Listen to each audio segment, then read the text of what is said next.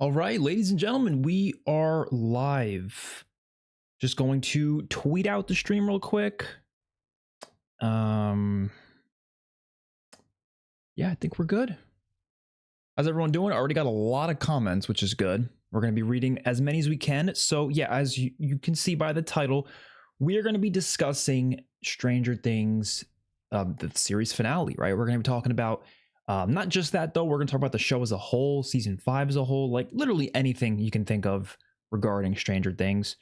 And I like to do this at the end of shows just because it's nice to just be able to like freely talk about anything revolving it, you know, any spoilers, any whatever, right? Everyone on the stream should be someone who has seen the show enough that they don't mind being spoiled on it, or maybe you're someone who just doesn't care if you're spoiled. I don't know.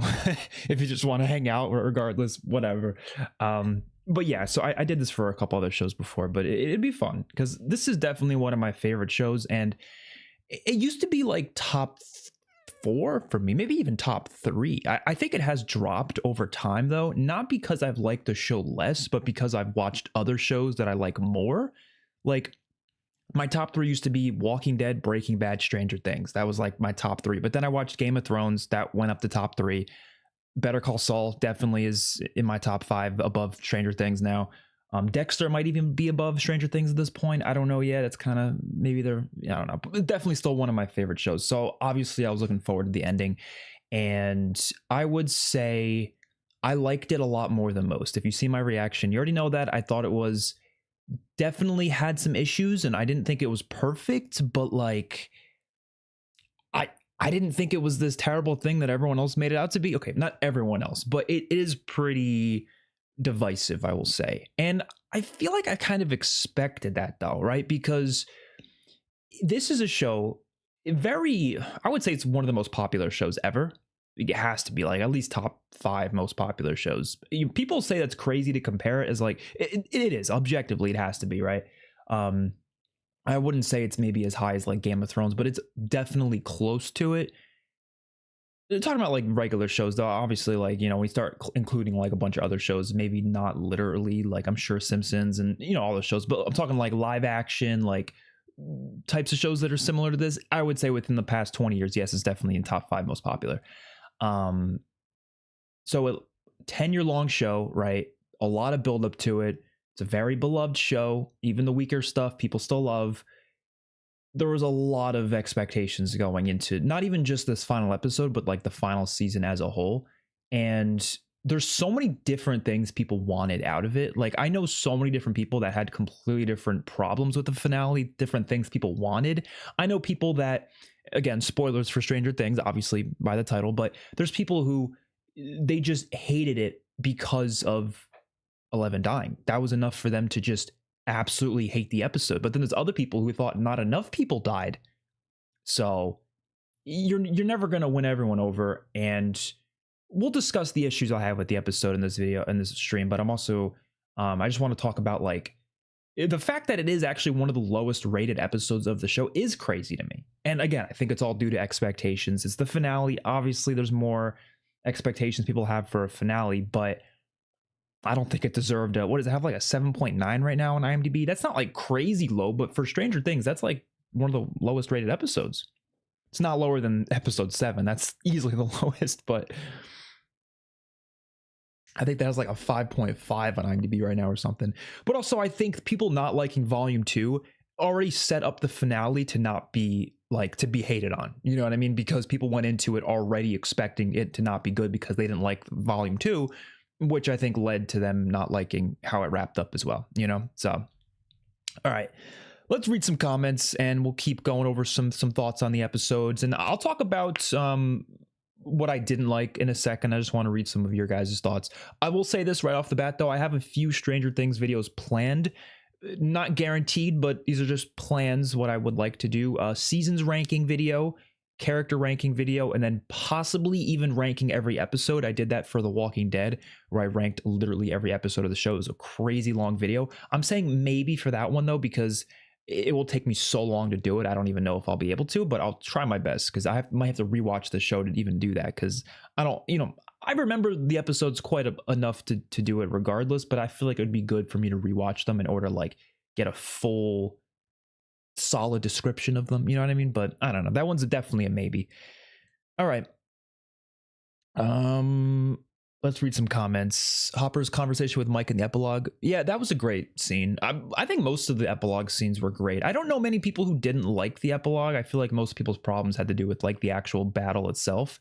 I feel like the epilogue wrapped up most things nicely. I mean, I think there could have been a couple extra things they could have added, or maybe some things could have been trimmed down, but I thought it was mostly great.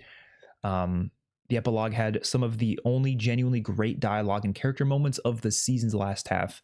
Yeah, I mean, there was a lot of emotions involved in it, which I think is what led to it feeling that way. I mean, I feel like writing wise, it was pretty easy to wrap certain things up, like draw parallels back to the first season, like having Holly and Derek and all those other kids playing D&D, like right after Mike and them finish up, like stuff like that. I think was pretty easy, but I really love the moment when he's talking about the possibility of 11 still being out there, right? And I was mixed on it at first. If you watch my reaction, I was like, I don't know how I feel about that. But like, I thought about it more, and I thought like, it is a bold way to end it.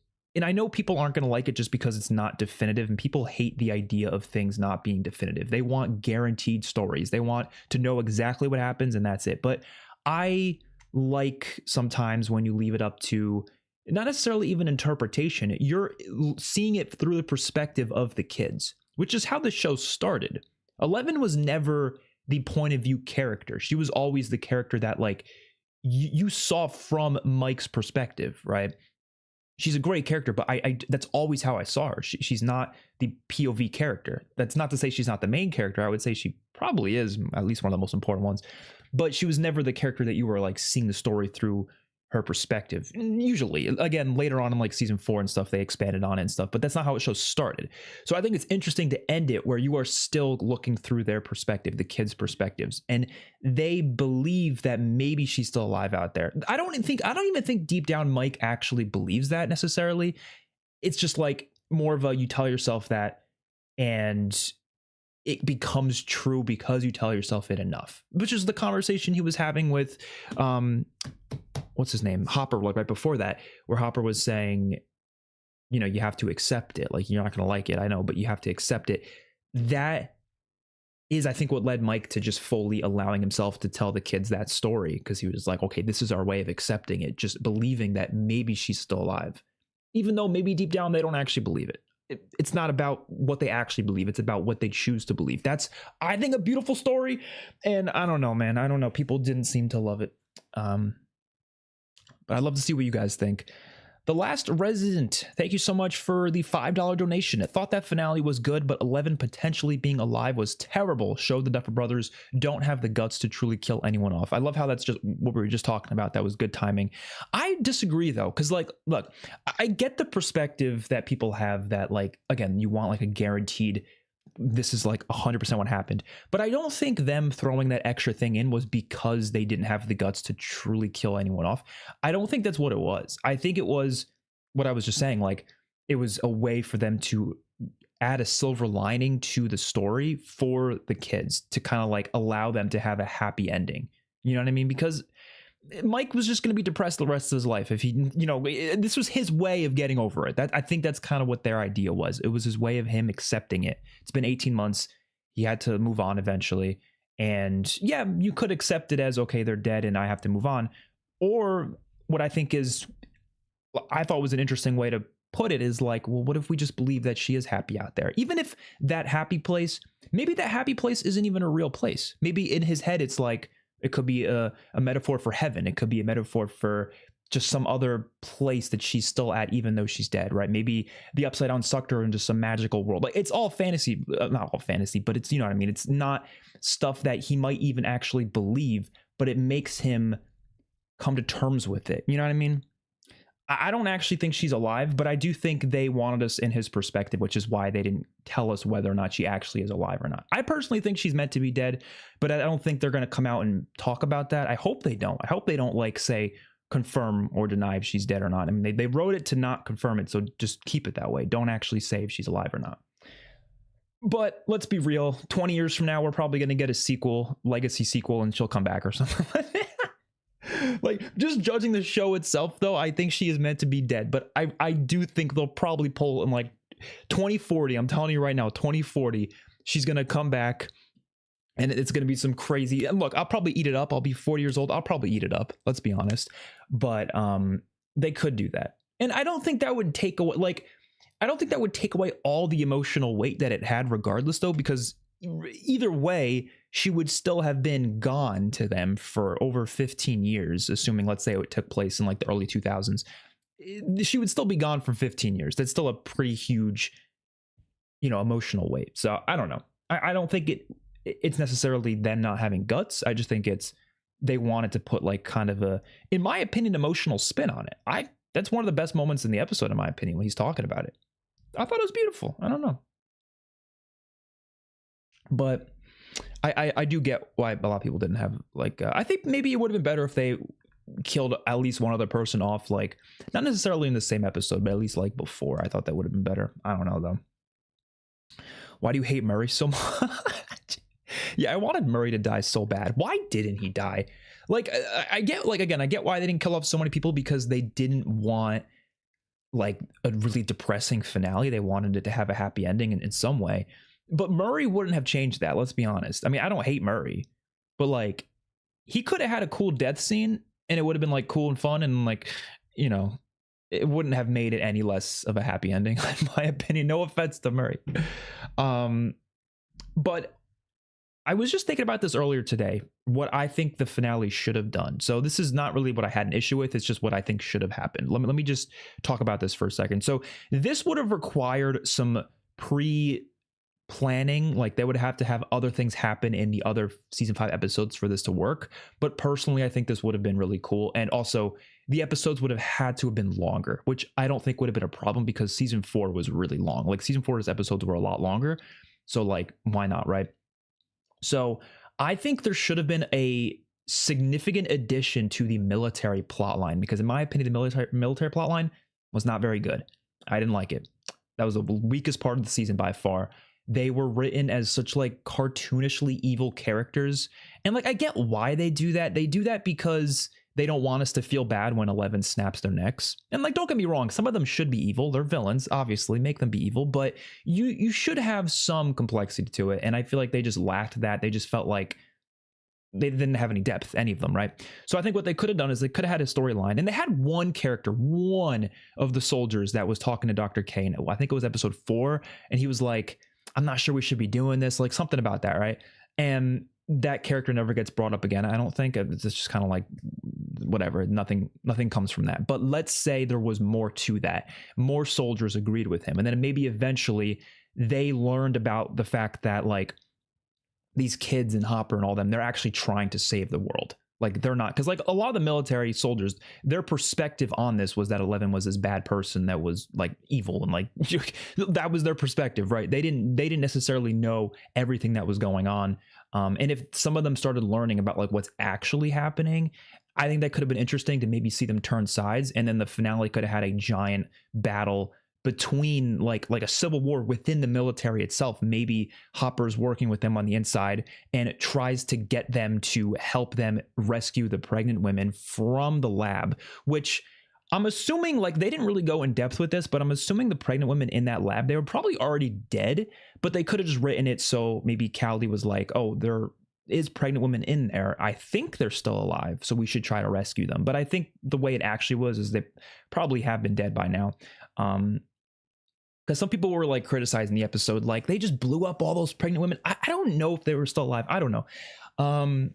But yeah, they should have written that differently. So that was an additional thing that they have to do in the finale, is rescue the pregnant women. So after 11 goes up into the abyss to help out all the kids with what they're doing, Hopper and Murray would then go to the lab to try to rescue the pregnant women along with all the other soldiers that they grouped up to be like working with them, right? To help them out, to like join their side.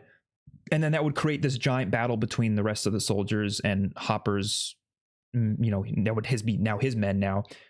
to rescue the pregnant women, get them out. Hopper could have a fight against Dr. K, actually kill Dr. K. Like there could be an actual like thing there. And you could even involve Demogorgons. Maybe Demogorgons end up joining in the fight and killing a bunch of soldiers. Like having an actual like conflict against the soldiers in the end, instead of them just being like in the background in the finale, not really doing anything just until the very end, which wasn't even that big of a thing because once 11 does what she does, they're just out of the story at that point. So I think this whole season could have added this in, would have made the military stuff more interesting, would have allowed it to be more satisfying in the end, would have given Hopper and Murray something to do in the end. You could have had Murray die in that final battle.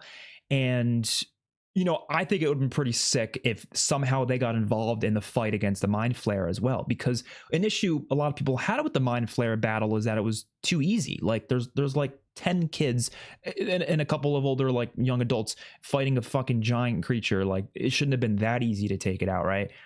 But imagine you involve a bunch of soldiers shooting guns at it, shooting missiles.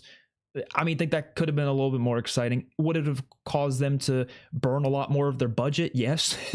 But would it not have been better? I don't know. In my opinion, I think that would have been a little cooler. But I still love what we got. I did. It just, that could have allowed that battle to last a little longer, the fight against Vecna last a little longer. And I think it would have been a little more satisfying and would have wrapped up the military stuff a little bit better. That's a lot. It wasn't the best, obviously, but saying it's same as Game of Thrones is insane. Yeah, I mean, Game of Thrones, their ending was just extremely rushed, I felt like. That was the main issue I had with that ending. Something wrong with your movie channel? Your Stranger Things videos aren't taken down yet? Oh, they will be soon. I'm like fully expecting within the next 10 days for them to get taken down. I still haven't been able to get the other ones back up yet. The first 4 episodes, those are still off the channel. Yeah, really, don't jinx it. The hate the finale is getting is insane. How is it one of the lowest rated episodes? Yeah, again, it's all back to expectations. It's just people had really high expectations for it, so inevitably that led to the ratings being lower. IMDb, I love following the IMDb ratings, but they're honestly like they're confusing to me sometimes because like I just people treat it like a game and it's so annoying because I wish people took it seriously. Like when I say take it seriously, I mean like give a rating that you actually feel. Like nobody does that though. I do that. If I feel like the episode deserves a 6, I'll give it a 6. If I feel like it deserves a 10, I'll give it a 10. If I feel like it deserves an 8, I'll give it an 8. 4, whatever, 5, you know. But what people actually do is if they liked it, they'll give it a 10. If they hated it, they'll give it a 1. That's it. Nobody will give anything in the middle. They'll just give it a 10 or a 1. Because if they give it a 10, they're trying to push the rating up. If they give it a 1, they're trying to push it down. I don't really like, I just want to be honest with myself, and I think everyone should do the same, but nobody does that. And that's the problem. That's why the ratings always end up looking all weird. But I usually like to think of it as the amount of people that give 10s and the amount of people that give 1s. Maybe it cancels out, you know what I mean? Because like people review bomb, yes, but people also do the opposite. So sometimes it cancels out, but not all the time. Sometimes the review bombers are a bit stronger. And some people will rate things for like stupid things. Look, I agree with people's hate for the Walking Dead season 6 finale in terms of the cliffhanger, but I think that episode as a whole is one of the best episodes of the show. It did not deserve a low rating, but it was extremely lowly rated. It had a low rating because of the cliffhanger, which I thought was stupid. I think half of it was a fan tribute with the epilogue, and it makes sense. Why would they piss people off if they have other projects planned? Yeah, that's a good point. I agree it is the worst season. I don't know if I think it's the worst season. I still haven't decided that though. I'm kind of like in between. There's 2 seasons that I think could be contenders for the worst. I don't know. I'm going to say season 2 or season 5 is the worst, but I don't know for sure yet. I'm a defender of season 3. A lot of people hate season 3. I don't get why. I think season 3 is fantastic, but a lot of people disagree with me. Episode 4 and the last episode were great, but the season as a whole is the worst season for sure. Yeah, I mean, episode 4 was really solid. I think 8 is still like one of the best of the show. Like again, it wasn't exactly what I wanted, but just because it wasn't exactly what I wanted doesn't necessarily mean I have to like hate it. You know what I mean? Yeah, no, I love making those thumbnails that I do with these spoiler talks. I have actually a couple variations of that same thumbnail, but I decided to do that one. I don't know why. I made it in like 5 minutes, so I was not trying, clearly. Oh my God. With a show this big, they cannot make everyone happy. Oh yeah, and I don't really want them to. Like, I feel like when it comes to writers and directors, fan service is good every now and then, but ultimately I think the most important thing is they tell the story they want to tell. Like, I hate the idea of directors changing what they wanted to do just because fans would prefer it a different way, because then you don't end with like really good shit if that happens. You know what I mean? Like, for example, character deaths, right? There's a lot of shows where like characters die that are very good characters, and if fans had their way, that character wouldn't have died because people like them so much. But like the death worked so well and was such a good plot line that ultimately, like, I'm glad the director went with the vision. I'm glad the writer went with the vision. But I don't know. It depends. I'm more of a fan service person when it comes to video games, because video games, I feel like you're making that for a really large audience, like specifically like multiplayer video games. I'm not really talking about story games, but like Call of Duty, like that's a game that I feel like they should be trying to please as many people as possible, because ultimately the game is meant for a lot of people, and also a lot of people want different things from it that can be doable. Like, you can make a game that's good for a lot of people. You can make it good for casuals, hardcores. You can make it good for people who like slower pace, fast pace. All you gotta do is have different game modes and all sorts. You can do so many things with video games. But like TV shows, it's a medium that it's a very linear medium. You're just watching it, right? That's it. You can't necessarily please everyone with that, and that's fine. I don't think they should. I don't think they have to. If someone doesn't like what they're doing, they can just go watch a different show, you know? I don't know. But of course, criticism is always fine. I want to make that clear. Like, I have a lot of critiques myself, you know, even if I ever say something like, you know, I don't entirely get people's problems with it and stuff, it doesn't mean you're not allowed to criticize it. I think everyone should have the ability to criticize, as long as you're honest with yourself. A lot of people are not honest with themselves. You can tell when someone's forcefully hating on something. But yeah, I personally think I'm seeing a lot of that for the finale of Stranger Things, because dude, there's people saying shit that doesn't even make sense. Like, not in the comments right now, I'm talking like on Twitter. I was looking, dude, I don't even know. There was a couple of things that, like, okay, first of all, there's nitpicks, which I have no problem with pointing out nitpicks. I think that's actually like totally fine. But I think people will sometimes take nitpicks a little too seriously. Like, for example, there's this clip in the episode of Nancy reloading a gun, and she's doing it in a very awkward way that's clearly like, okay, she obviously wasn't using a real gun in that instance. The actress was not firing a real like weapon, like, obviously, right? She wasn't actually reloading it. So yeah, it was going to look a bit finicky, but literally nobody would notice that unless you're literally like zooming in on it, or if you're very, you know, you work with guns all the time, so you're just like, it's like the natural instinct for you to look at someone who's handling a weapon and like judge it. But like, most people are not doing that. I guarantee you 99.9% of people did not notice that, but now everybody noticed it because people posted to Twitter and start talking about it. And like, I have no problem with pointing out that nitpick, because yeah, they should have made sure it was actually better. Like, yeah, I think they should have fixed that problem, right? Does it actually affect your enjoyment of the episode though? I don't get how it does. Like, how could that possibly ruin the episode for you? I don't understand. And I'm sorry, like, if that little thing affects it that much, you have to open up your creativity a little bit. You have to, like, just a little bit, man. That shouldn't ruin a full episode for you, because otherwise, how are you going to enjoy anything at that point? There's always going to be little things you can critique like that. And again, no issue with pointing it out. The issue is like allowing it to just ruin your whole experience. Like, all right, like, okay, well, I don't know. So Fly is better than the Stranger Things finale. Fly is a goated episode. Actually, I will say it's one of my least favorite episodes of Breaking Bad, but I still think it's actually really good. The show is incredible though, so like, there's no bad episode, but you know, I don't think it's better though. I would still prefer the Stranger Things finale, but from a writing standpoint, yeah, okay, Fly is a masterpiece, but every episode of Breaking Bad's a masterpiece.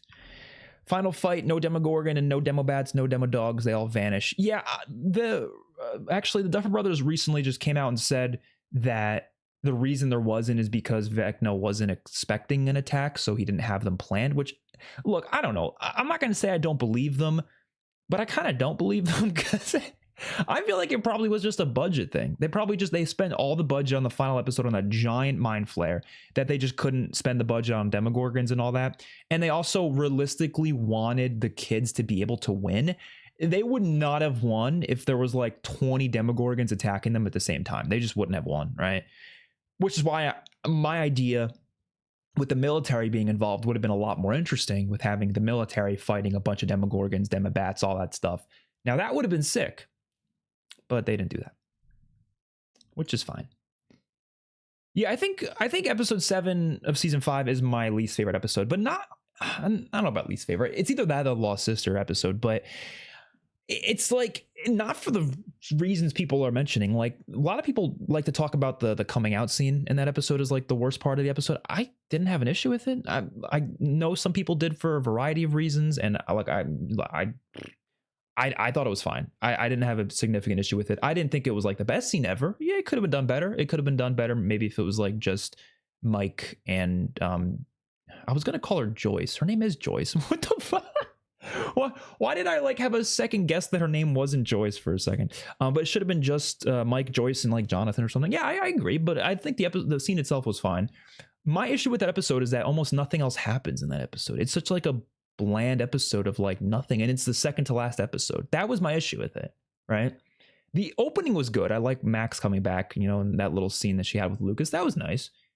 Other than that, it's just kind of them going around, and it's like all set up for the finale, which I don't think the second to last episode of your series finale should be a setup. So like, I think what they should have done is, if they added all that military stuff that I mentioned, they should have had more to episode 7. Like, let's say the episode ends with them getting into the abyss. So they're actually in the abyss when the episode ends. And like the ending shot is them looking at the abyss and they're being like, holy shit. That should have been the ending. And then at the same point, I guess Elle would be in the tank.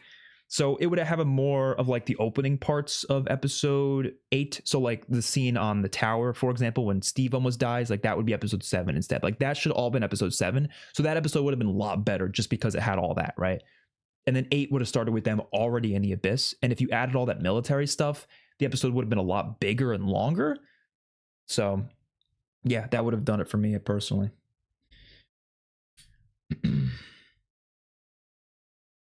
Yeah, I mean, it's the final season, so like again, you have more expectations for it, and so like people were comparing this to It Welcome to Derry, and It Welcome to Derry has really high ratings, like 9.3, 9.4 for like the last 2 episodes. Like they are really well rated, right? But nobody had these crazy big expectations for that show. Everyone went into that thinking it might be decent, but there's actually people out there who thought it was going to be garbage. I thought it was going to be decent. So when it turns out to be really good, people rate it really high, right? But Stranger Things is like, you have such high expectations for it. Yeah, if it's not going to deliver completely on it, then you're going to have a bunch of people spamming ones, which ultimately ends in it getting kind of a lower rating than it should. So, yeah. Yeah, the fight against Vecna should have been longer. I agree. I think it just comes down to budget. Like they probably just didn't have enough of a budget to, which is, it's one of the highest budget shows out there. But when you think about it, most shows don't have crazy big action scenes like this. That's the thing. Like a lot of people also have to keep that in mind. Not many shows do that. Like Game of Thrones is one of the only shows that I know that like they had these really long, lengthy battle scenes that are, I haven't seen every show though, that are like really good looking all the way through, like really good quality. Like that show was fantastic with that, right? Like I'm sure there's shows out there that do it as well, but a lot of them probably just either don't look as good as the Game of Thrones fight scenes did, or they're shorter, or whatever it may be, or there's less of them. So Stranger Things, even being one of the highest budget shows ever, it's not gonna be able to have like a movie length action scene because there's so much to the season already. It's 8 episodes, like over 8 hours of content, whereas like a movie is like 2 hours of content, so they can fit more into the movie within the budget that they're given, if that makes any sense. The finale wasn't perfect, but still there's been no series that comes close to Stranger Things. I like Breaking Bad more, and The Walking Dead more, and Stranger Things, and Game of Thrones. I just said Game of Thrones. The Walking Dead, Breaking Bad, Game of Thrones, Better Call Saul. Yeah, those shows I like more than Stranger Things. Dexter, I'm like, I haven't finished it, but I'm kind of like, it might be better than this. They're kind of close. I like Friends more as well, but that's like that's just me. I'm sure there's other shows that I'll like even more once I watch them, but I haven't seen every show, so. Oh, episode 7's at 5.6 now, so it's slowly going up. It's it'll be at 6 by the end of the year, maybe by 2027 it'll be at 6.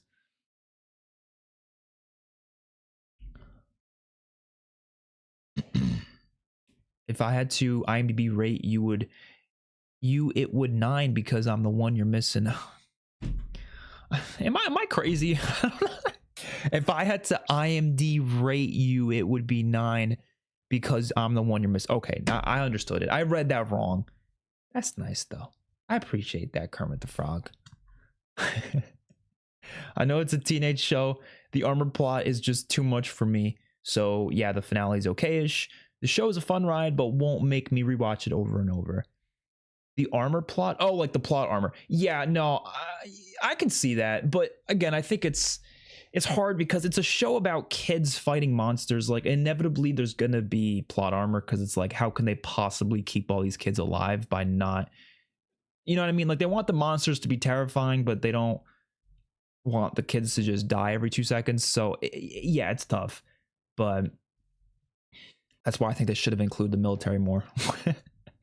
Which, yeah, is it a little ridiculous that like the military gets taken out easy peasy, but then the kids are just fine? Yeah, a little in some cases, but I don't know. I feel like that's hard to avoid, I guess. One thing I did hate, and I get why they didn't do this, like it would kind of mess with the vibe of the show. Again, the vibe is meant to be like kids on an adventure, like Goonies type stuff, right? And all these kids holding guns wouldn't feel very Goonies-esque, but realistically, they should have taught between season 4 and 5, Hopper should have taught every single one of those kids to shoot a gun. 100%. Like, you can't convince me that guns are not better at fighting these damn things than like spears and knives. And fucking Lucas uses like a what do you call that thing? What is it called? What do you call that thing? Like a wrist rocket, right? It's a cool thing. I like that they have their own iconic weapons. Don't get me wrong, but realistically speaking, a shotgun's gonna do more damage. I don't care who you are, right? Obviously, fire is like the number one thing that damages these things, right? The mind flare and the Demogorgons and all that. But guns have firepower to them, so yeah, they're gonna do more damage than a spear does. And like that scene in episode 7, I'm sorry, was a bit ridiculous when, like, Steve's like asking Nancy for a gun or whatever, like asking, or he was like thinking about using a gun, and Dustin's like, I got something better, and gives him a fucking spear. That's not gonna do better than a gun. I'm sorry, it's not. Like, teach these kids how to shoot. But again, I get it. It would go against the vibe of the show quite substantially because, yeah, the kids all walking into the abyss with guns, it wouldn't feel like Stranger Things. I agree with that. So, but maybe what they should have done to, like, I don't know. I saw someone say that the reason that's the case is because they're immune to bullets or something, but that was never said in the show, and Nancy shoots guns at them all the time anyways. So it's like, no, that's obviously not the case. It's just a matter of maybe they didn't trust kids with guns. But dude, The Walking Dead gives 12-year-old Carl a Glock. So like, come on, you can actually, I don't think he uses a Glock. I think he uses a Beretta or something. But like, point being, they should have taught these kids how to shoot. At least a few of them. Maybe not like the young kids, but maybe like Steve or Jonathan. Like, they should have all been shooting. I mean, Jonathan did have the flamethrower, so that was pretty cool. But like, come on, Robin should have had a gun. Like, they all should have had guns. I'm just saying. I do like that scene in the finale when Mike was asking Nancy for one, and then she gives him the flare gun, though. That was funny. But yeah, like I said, I understand why they didn't do that. I'm just saying, realistically, come on. Too many plot holes? There probably was, but I do think some people are exaggerating the plot holes just because some people will claim like a plot hole is something that isn't necessarily like explained, but I wouldn't say that's a plot hole. Like, plot holes are things that don't make sense and kind of like contradict things, but like, just because it's not really explained, I wouldn't really say it's a plot hole. Sometimes things go unexplained because it doesn't really matter, or because they want us to kind of come up with our own theories and assumptions about it, and it's not really like, we don't need a definitive answer, you know what I mean? Like, someone said like where the rock comes from, the rock that gave Henry the powers. I don't think we needed to know that right now. Apparently that's the spinoff they're making. Apparently it's going to have to do with that rock, wherever it came from. So actually we are going to learn that, but I don't think we needed to know in this episode where it came from. It didn't really matter. Someone said that like Argyle not being there was a plot hole, or like Owens or whatever. Like a lot of characters that, yeah, I would have liked to have seen, sure, but them not existing in the season is not a plot hole. It's just they're just not there. I don't know. I mean, I'm sure in your life and anyone's life, people come and go, and people aren't always going to be around. So like someone lives far away, they're not going to always be involved in every part of the story. So I wouldn't really say it's a plot hole, but I'm curious to hear. I'm not saying there isn't any plot holes. So there definitely is probably some. I can't think of any that I have personally on the top of my head. But I'm sure there's some. I probably can think of a few. I mean, I was just talking about the whole gun thing. Like, again, I wouldn't really call that a plot hole. That's more of a creative decision. I don't know. I don't like how the mind flare was portrayed. I saw a lot of people say that. I liked it, but I could see why some were against it because it was less menacing than the giant smoke version of it. But I think that's like inevitable because this is like the actual thing itself. Like, what's scarier, a person or the shadow of a person? The shadow is probably going to be scarier most of the time, right? Obviously, the person's more threatening. The person can do more damage, but the actual shadow of them is creepier. And that's kind of what the mind flare was like. Like the smoky version of it was like the shadow. Yeah, that's going to be a bit creepier, but like the fleshy actual version of it's maybe not as creepy, but it's definitely like dangerous. It just, yeah, maybe they did kill it a little too quick though. Yeah, the epilogue was great. My favorite scene though, for sure, was the part where Will was talking to Henry and he was like learning that Henry wasn't always in control, but then Henry was like, no, like I joined him. And then he said, like, when he said we are one, I think that was one of the best moments of the show. Really well acted. Gave me the chills. I will say Hopper is not one of my favorites, but all the stuff with him in the finale was really good. His father-daughter thing stuff with Elle since season 2 is probably the best stuff from the show, in my opinion. It's definitely up there. I don't like that Joyce and Karen and Ted and etc. didn't acknowledge knowing Vecna was the Henry they went to school with. Yeah, I will say that maybe should have been talked about. I guess we didn't need it necessarily, but you would have think they would have talked about it. That's true. My guess, this is just my assumption, is they probably didn't. I don't really know. I know there's a play about it apparently, but I haven't seen the play, so let me just go off of my assumption. I'm assuming they didn't really know him well enough to like say much about it. Like maybe they were like, oh, I think he went to school with me, but that's about it, because they didn't know anything else about him other than that. So ultimately it's like, yeah, he's just a kid that went to my school. I don't know. I didn't really know him. So I don't think there was much to add there. Maybe that's why they didn't even bother with it. But you're right that maybe they should have mentioned something there. True. I feel like we saw lots of LPOV in season 2. No, that is true. I was mainly thinking about season 1, like how the show started. But that is true. They did kind of give her own points of view scenes into like later seasons. Okay, we got a lot of comments here. Wow. Oh my goodness. Oh my god. Oh, I missed a super chat. Hold on. Let me see if I missed any super chats. I missed one here. This one didn't even like pop up. Okay. Charlie GGU, thank you so much for the 20 donation. SEK. I want to know what SEK is. I'm not even sure. Swedish. I think that's Swedish, right? Well, thank you. Didn't all the pregnant women die when the upside down collapsed? So yeah, I was talking about that before. I'm assuming that, I mean, Callie probably should have like clarified, but when she was saying that they're dying, maybe they already were dead by the time like all the present stuff was going on, because she was talking about it in the past when she saw them, but maybe by the time they were going there, they already were dead. She didn't say anything about that. So yeah, you're right. They should have mentioned that, which is why I came up with that idea that maybe they should have had a scene where they like rescued them if they were still alive, but I don't know. But yeah, that's true. If they were dead, the babies were probably alive, because that's what the whole purpose of that program was. So were the babies dead then? Well, I don't know. Maybe you're right. Maybe that I don't know. Maybe they just nuked them. I don't know.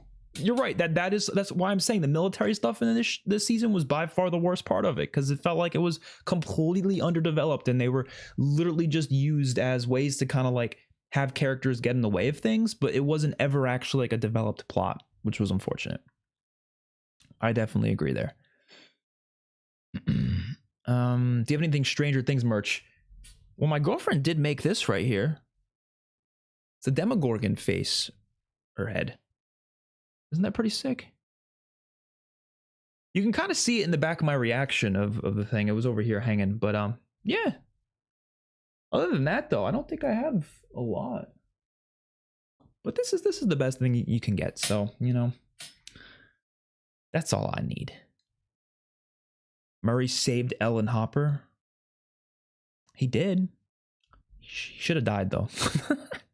I don't know. I just think he would have been a good death for the episode. Joyce kissed Henry in the play. They did Stranger. She did all that? Okay, well, maybe they should have mentioned it. I don't know. Maybe, honestly, if I was the Duff brothers, I would just say that play isn't canon or something. I would just say, like, fuck the play. Like, if you have a whole play that does all of that and it's not even acknowledged in the show, then yeah, they should have just said it's not canon, because then, yeah, it just sounds ridiculous. You're right. That is kind of ridiculous. I don't know. The military were terrible antagonists. Yeah. Their motivation made no sense. I mean, their motivation, not that I agree with it, but I would say there was, the sense behind it was they were going to use them as weapons. It's the most cliche military plotline ever, though. Like, literally everything with like superheroes or like creatures, it's always the plot line. Like, in everything you've ever seen, it's, oh, we got to use these for weapons. But like, is it a very easy plot line to write? And it like, is it, you know, yeah, sure, I get it.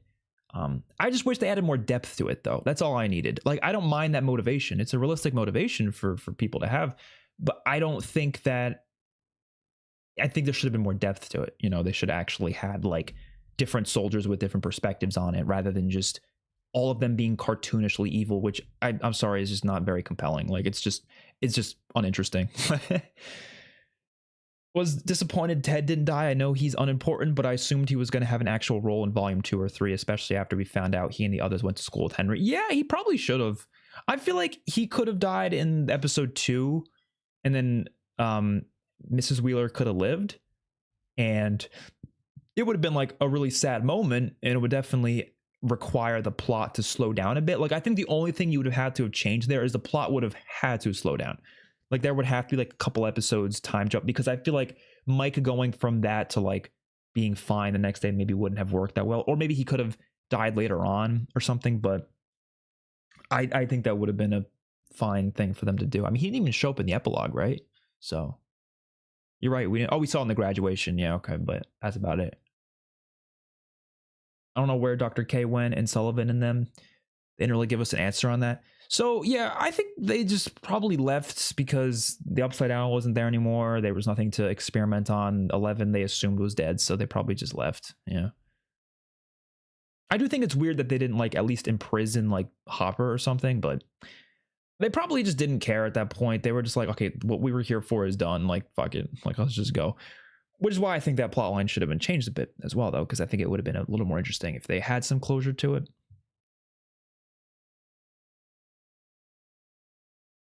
The soldier that told Dr. K it's wrong to kidnap the kids was the same guy Vecna killed with his own hands, Vine's thing. Was it? Huh. Yeah, I just think there should have been some sort of like point where some of the soldiers were like, okay, yeah, they're actually trying to save the world. We should like help them. I think that just would have been far more interesting. It would have taken a lot of convincing for them to get to that point, obviously, but that's why you should have developed the story more to lead to that. Yeah, I don't know. What's up, Horror Biz? Yeah, I guess the pregnant woman did die long ago, but I wonder where the kids were then. If they had the kids. And I wonder if it worked. I don't know. Season 5, Volume 1 was peak. Yeah, I do think Volume 1 was better than Volume 2. But Volume 3, well, I guess there's the finale. And I like the finale a lot as well. I don't know. I don't hate this season. Like, I think as a whole, I would still give it like an 8.2 or something. I don't know. I would still rate it pretty high. I liked it. The actor of Henry absolutely killed it in the last episode. Oh no, I agree. He was on fire. I think they're going to make a spinoff all around America. Then they will introduce more Abyss entities than 7 or 8 years later, and the lore in one later season 6.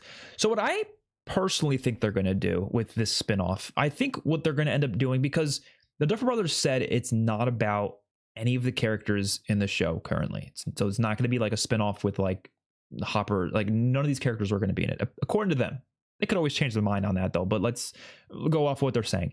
They also said it's not about the Upside Down, or wait, they actually, I want to see the full quote. They said the Upside Down, but I don't know if they also said the Abyss, because we learned those are technically two different things. Because obviously it wouldn't be about the Upside Down if we're not in Hawkins, but I don't know what they exactly said about it, because I'm wondering if they talked about the Abyss. I'm just going to look up Duffer Brothers spinoff. Let's just type that in. Yeah, it's going to dive into The Rock, the mythology of The Rock. It's not a deep exploration of the Mind Flayer or anything like that. Okay, so it's not about the Mind Flayer, which makes me think it's not about the Abyss. Well, I guess it could be. It just maybe could be another creature in the Abyss. But I thought the Mind Flayer like was like the king of the Abyss or something. Like I thought there was just the Mind Flayer out there, and maybe some Demogorgons, Demobats, all that stuff. I don't think it's anything else, but who knows? Maybe there is more there, and that's what we're exploring. But what I originally thought is maybe this rock can open up portals to other, like it can be a gateway to multiple dimensions, not just the Abyss. So that's what the spinoff could be about, a completely different dimension, just in the Stranger Things world with different characters somewhere else in the world. I think that'd be pretty cool.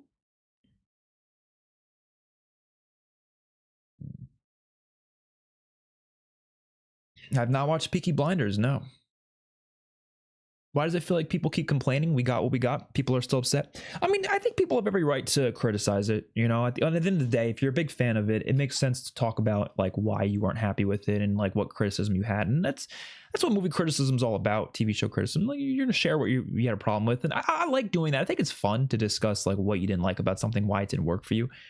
But I think where it starts to become a problem is like, yeah, where people start to get like, first of all, if you're like hostile about it, like there's people who are really hostile about it. Like I got even comments being like, oh dude, you're just paid by Netflix. Like, what are you talking about? Like I wasn't even that positive on the episode compared to how much I could have been.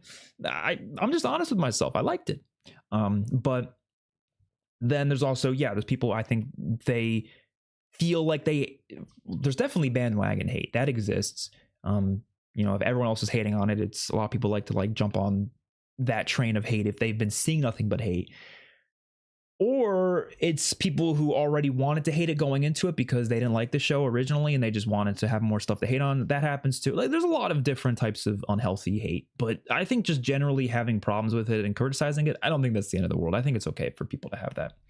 But I can usually tell when it's like genuine or not. You can sometimes tell when it's like, okay, this person obviously doesn't actually like hate this. They're just kind of jumping in on the, you know, the fun of hating something. You know?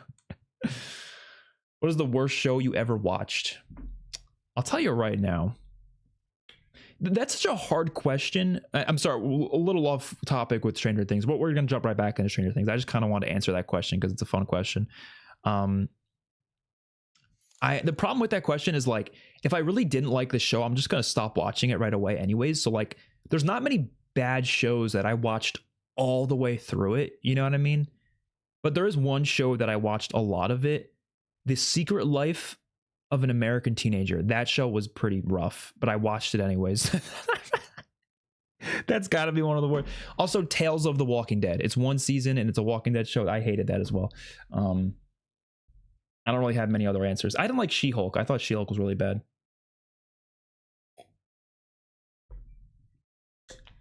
But I don't know if I would say it's like the worst, but it's up there.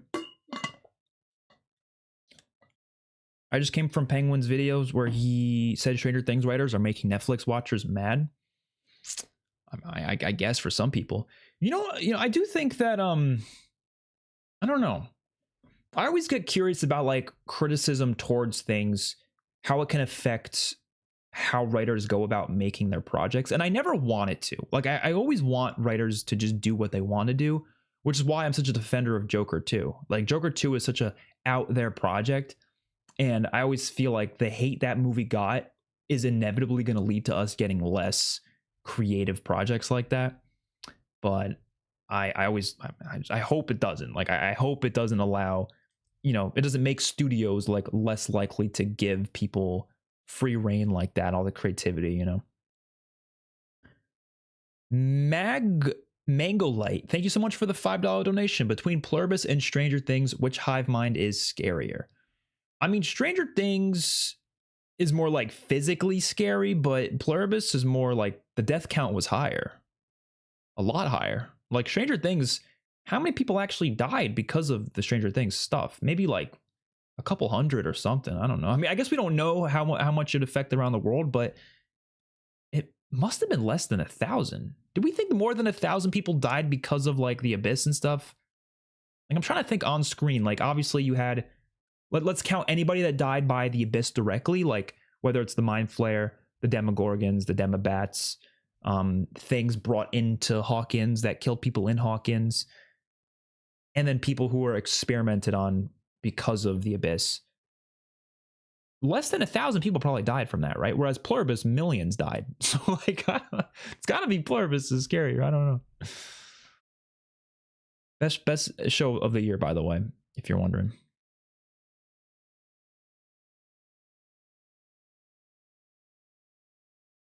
IMDb ratings are nice to look at, but realistically won't give the best view, considering people can like shows that are considered bad and hate shows that are considered good.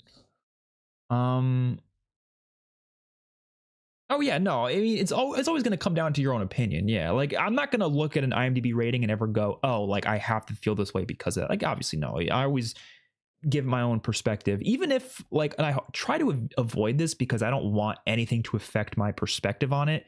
I try to avoid looking at the ratings before actually watching the thing. Like, for example, I'm watching Dexter right now. I will never look at an episode like rating before watching it, because I don't want to know what people thought of the episode. Like, it's not that obviously I don't want to be spoiled, but I also don't want to know if people like the episode or people didn't like the episode, because I do think knowing that, at least like like one person, if it's not a big deal, but when it comes to like the overall opinion on the episode, it will affect how you're watching the episode, right? Because like, let's say the episode is rated really high, like 9.9. And like the first 30 minutes, like nothing crazy happens. In your mind, you're knowing, oh shit, someone's dying. Like, something crazy's happening the last 20 minutes because of the rating, which I don't want to know that watching an episode. I think part of the fun is being surprised. So yeah, I don't ever like to look at ratings beforehand. I don't think anyone should. Sometimes it's unavoidable, but that's all I think. And sometimes I get ahead of myself. Like, I'll show my girlfriend things, and I'll sometimes I can't help myself. I'll be like, oh, this is my favorite episode of the show. I'll tell her that before. I can't help myself. But like, yeah, no, I do think knowing stuff like that, at least when it comes to like people's overall, like the overall ratings, it's better to not know, I would say. Which thankfully I've avoided, because like, there's a lot of crazy Dexter episodes I didn't know were like really highly rated, and like, you see what happened and you're like, holy shit. So at least the show didn't end on a cliffhanger and then get canceled. We got a finale that closed the story. We should be happy. I mean, yeah, I agree. I'm happy, it ended and got a finished, complete story, and it wasn't like canceled or whatever. But I wouldn't say that means no one should criticize it at all, though, because there's nuance to it, right? You should be allowed to still like it, but also criticize it. You can do both. I do both all the time. I wanted a trifecta battle: Will versus Vecna, Callie against the Demi Minions, and Elle with the gang against the Mind Flayer. Yeah, that could have been cool. I mean, there could have been a lot more to the battles for sure. There 100% could have been, but I really think it came down to budget. Season 1 is the best. Season 3 is the best. Season 4 is the most interesting. I'm not going to say which is the best, in my opinion, because I might do a video on that soon. So, yeah. But I like that there's so many different opinions here, though. Season 3, then 1, then 4, then 5, then 2. I feel like a lot of people are putting 5 and 2 in the bottom spots. Season 5 somehow felt like it had the lowest stakes of all the seasons.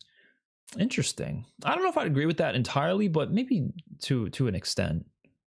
What I didn't like about season 3 was the dragged out moments with Mike, 11, Lucas, and Max going to the mall and stuff. Felt like filler. So yeah, that's a lot of people didn't like the beginning of season 3 because of that as well. I liked it though, because I feel like you need moments like that to get emotionally invested in their characters. You kind of need just moments of them being kids. So I actually liked that season started with them just being kids. Like they didn't really get involved in all the monster stuff until like episode 4, really. Or I guess maybe like episode 3. I don't remember exactly, but yeah, you're right that it was just kind of them messing around at first. But like, I don't know, looking back at it, like I kind of enjoyed that, you know? So many of these, like season 5, they just get right into it. There's no time for them to just be kids. But like at least season 3, they got to like really, and I didn't think it was like it wasn't filler, because there was still, for example, 11 and Mike had a lot of development in their relationships. So did Lucas and Max. I would say Will and him feeling left out, like that was a big part of their dynamic. They're like, I think there was a lot of important story there. There was a lot of stuff with Jonathan and Nancy as well.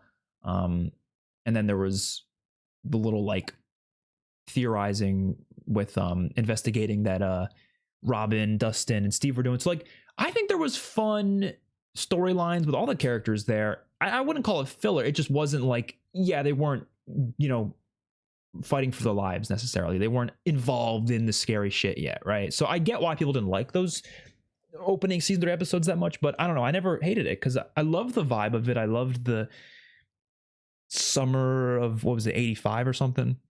And like the mall, all that stuff was great. I loved it personally. Do you think that's why Vecna chose the kids, because he went to high school with the parents and Hopper?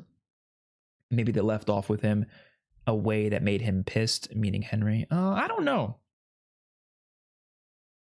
I guess it's possible, but I feel like if they didn't talk about that, then they probably, maybe it wasn't the case. I don't know.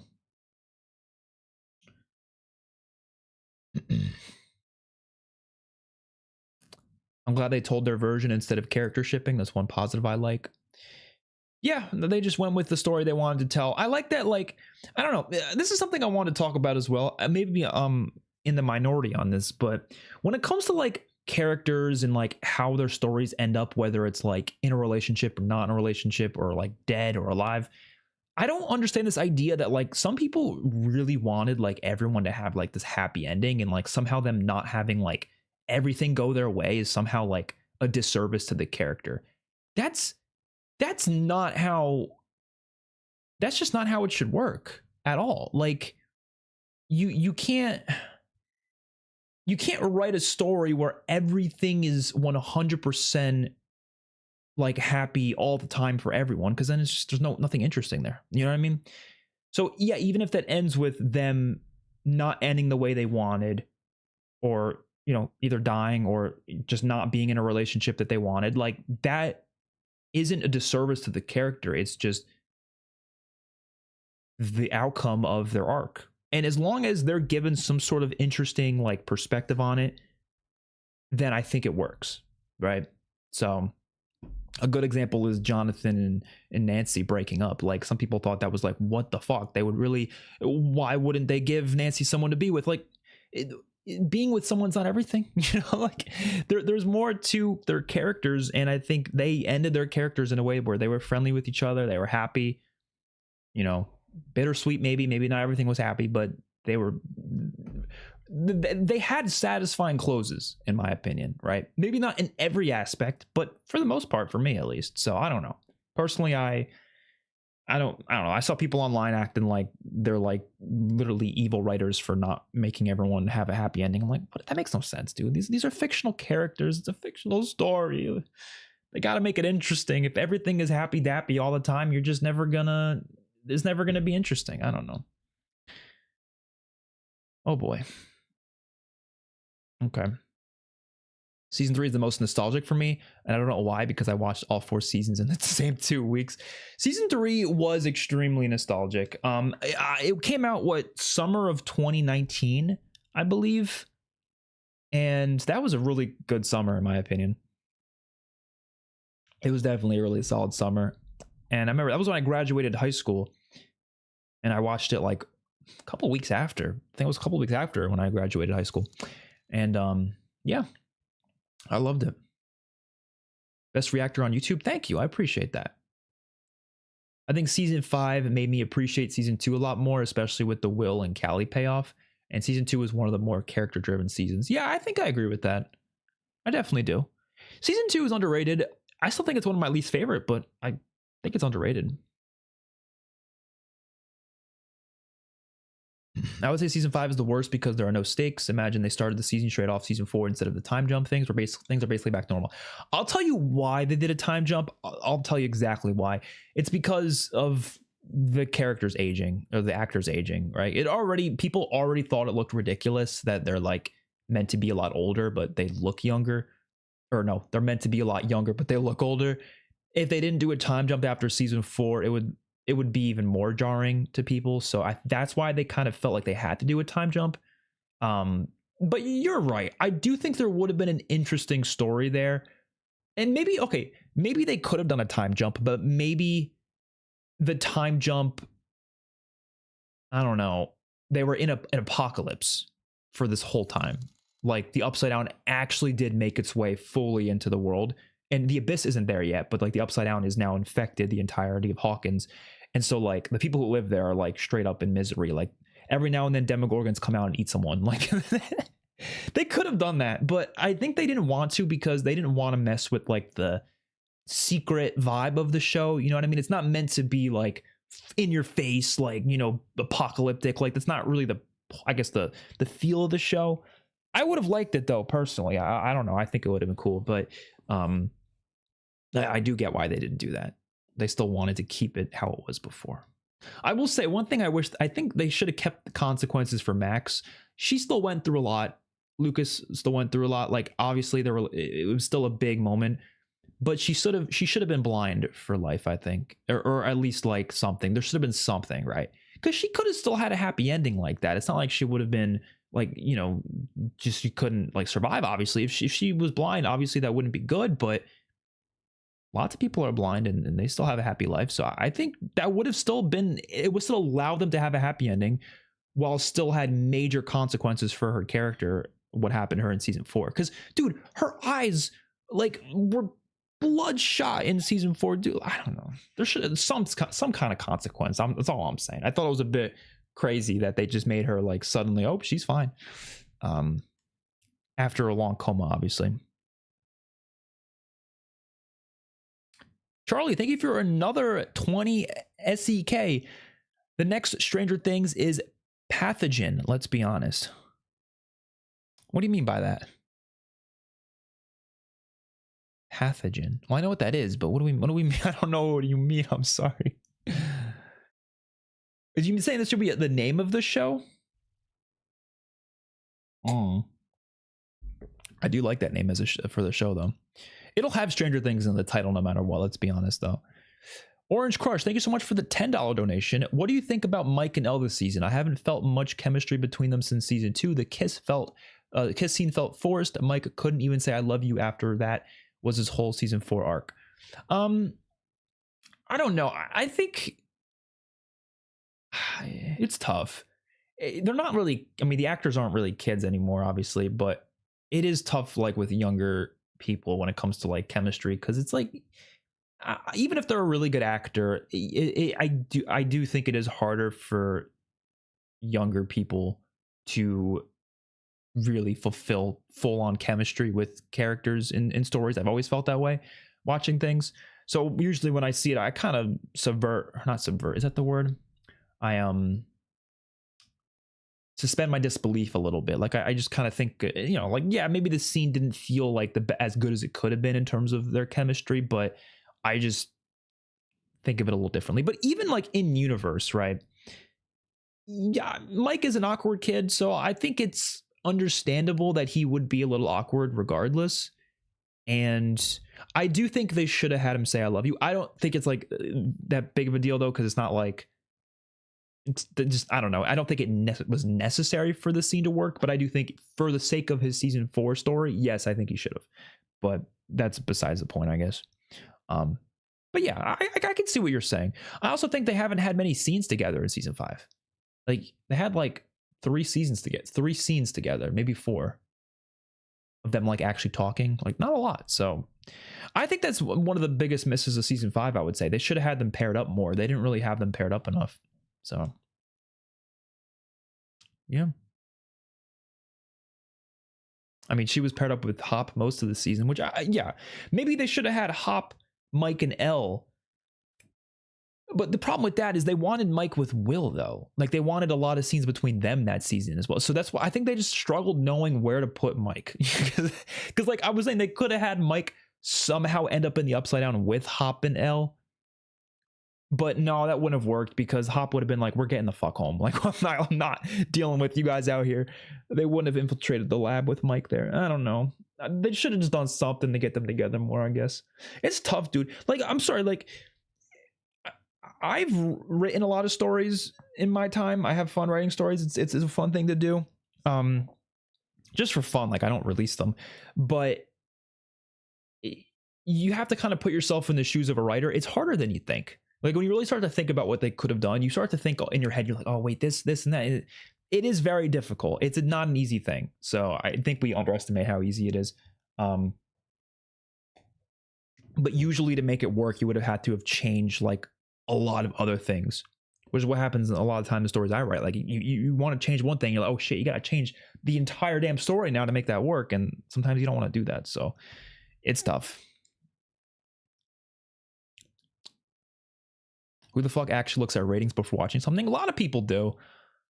But like I said, I don't think it's great. I mean, I'll do that for movies sometimes, like if I'm going to see it in theaters, just because I want to know if it's like, not that I think that the rating is going to always relate to how I feel about it, but like if I see a movie get like a 5 out of 10, like I'm less likely to see it in theaters for sure. Like, yeah, unless it's a movie I was already like really excited for, but like if it's one I wasn't that excited for, seeing a 5 out of 10, I'm not going to see it. Like, you know, that's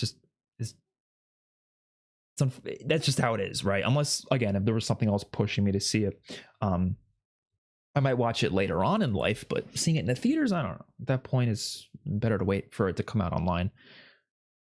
But then you see a movie gets like a really high rating, then you're like, oh shit, I guess I gotta watch it because everyone's talking about how good this is. So, because sometimes it lines up with yourself, right? Like, you know, a lot of times I love an episode and I'm like, okay, like Better Call Saul, that happened. A lot of the season 6 episodes, I was like, this is a masterpiece. I look at IMDb, it's got like a 9.9. So like, yeah, you know, sometimes it does line up, but sometimes it doesn't. Well, it's not that IMDb is always right. I mean, IMDb isn't a person. It's like, it's just a cumulative rating of all the people, right? So of all the people who actually rate it. Not everyone rates episodes, obviously. But it is fun to look at, though. Let's look it up. I'm going to look up this really fun website called Series Graph, by the way. I love this. Like, it's so much fun to mess around with. There's so many ads on this damn site, though. That's the only thing that sucks about it. Oh, my God. It's ad galore. I'm going to do a little snipping tool action, though. Got to do a little snipping tool action. Okay. Here we go. Just so you guys don't have to see all the ads. So this is Stranger Things IMDb ratings, like on a graph. It's funny. It's crazy looking at it like that. The website's called seriesgraph.com. But you could do this for any show. And I like looking at it like this. Like, it's a nice way to look at it. But yeah, I mean, it is crazy to see that the finale is 1, 2, 3, 4, 5. It's within the top 5. Oh no, I guess it's technically tied with the top like 6. So it's top 6 lowest rated. I don't think it should be that low. Like, I just don't, like, there's no way it's that low. But yeah, it's about expectations that kind of set people back quite a bit on it. And even like the other episodes are pretty low. Like 8.0 and 8.1 is pretty low for Stranger Things. Like that's like, look at these other episodes and these other seasons. Even season 2's ratings are a lot higher. Season 4 is the highest overall, actually, which you can see down here is the cumulative rating. So like this is no, season 1's higher. My bad. Yeah, season 1's the highest, and then season 4, and then season 3, and then 2, and then 5, which is interesting. Yeah. But by the way, I've actually been doing this myself. I'm not going to show it because it's a mess, but I've been actually doing this myself, like giving episodes ratings out of 10 because it's fun and it helps me for my my video I'm going to do. Like if I do the ranking every episode's video, but I don't want to show it because then it'll spoil my ranking is. So I don't think I could show it. But I could show it for a different show, maybe just to like, I don't know. Yeah, I'll show it for a different show just so I don't spoil my my thing. This is gonna be for The Walking Dead. Oh boy. Oh, it's freaking huge. You can't even see it. I'm like trying to fit it in the screen somewhere. Yeah, you get the idea. It's the same thing as the series graph, but I gave it my own ratings out of 10 just because why the hell not? I did a ranking of every Walking Dead episode as well. So it's cool to see, though. You can kind of see like the really dark greens are the really high rated episodes. And then when it gets lighter, it's like gets into the 9s, the 8s. The yellows are 7s. The oranges are 6s. And then anything below a 6 is red, which Walking Dead, I love the show to death. It does have a lot of lower rated episodes. The highs are so high though that like I give it some slack, but there's definitely a lot of low points, and this graph kind of proves it. I'm sorry that it's not easy to see though. It's kind of like you get the picture though. Season 10 is crazy low. I really didn't like season 10 that much. Season 9's pretty up there. Season like 4, 5, and 6 are like the best ones though. Look at how good those are. Boom. Yeah, I don't know. I had fun doing that. I recommend trying it yourself if you have the free time. It's fun.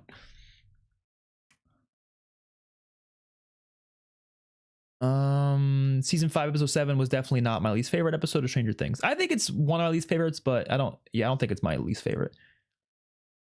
No Deaths is crazy though. I mean, I still do think 11 died. Even if she didn't, I think she's basically dead to all the characters. If she isn't dead, but she's still out there, that is still dead to them. So I would say it's still kind of similar to being dead, even if she isn't. But Callie definitely died though. I guess Vecna did too, but I know those don't really count to most people.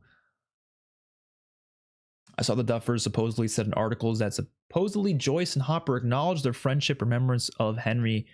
Hopper remembered him first, then mentioned it to Joyce. Yeah, I don't know. If it didn't happen on screen, I guess it doesn't really matter, but yeah, I don't know why they would even say that. Like, I feel like if it didn't happen on screen, what's the point of even mentioning it? I don't know.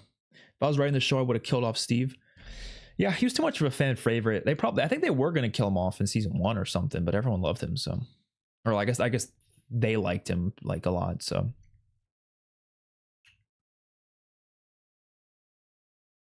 thank you, WJC Studios. I appreciate that.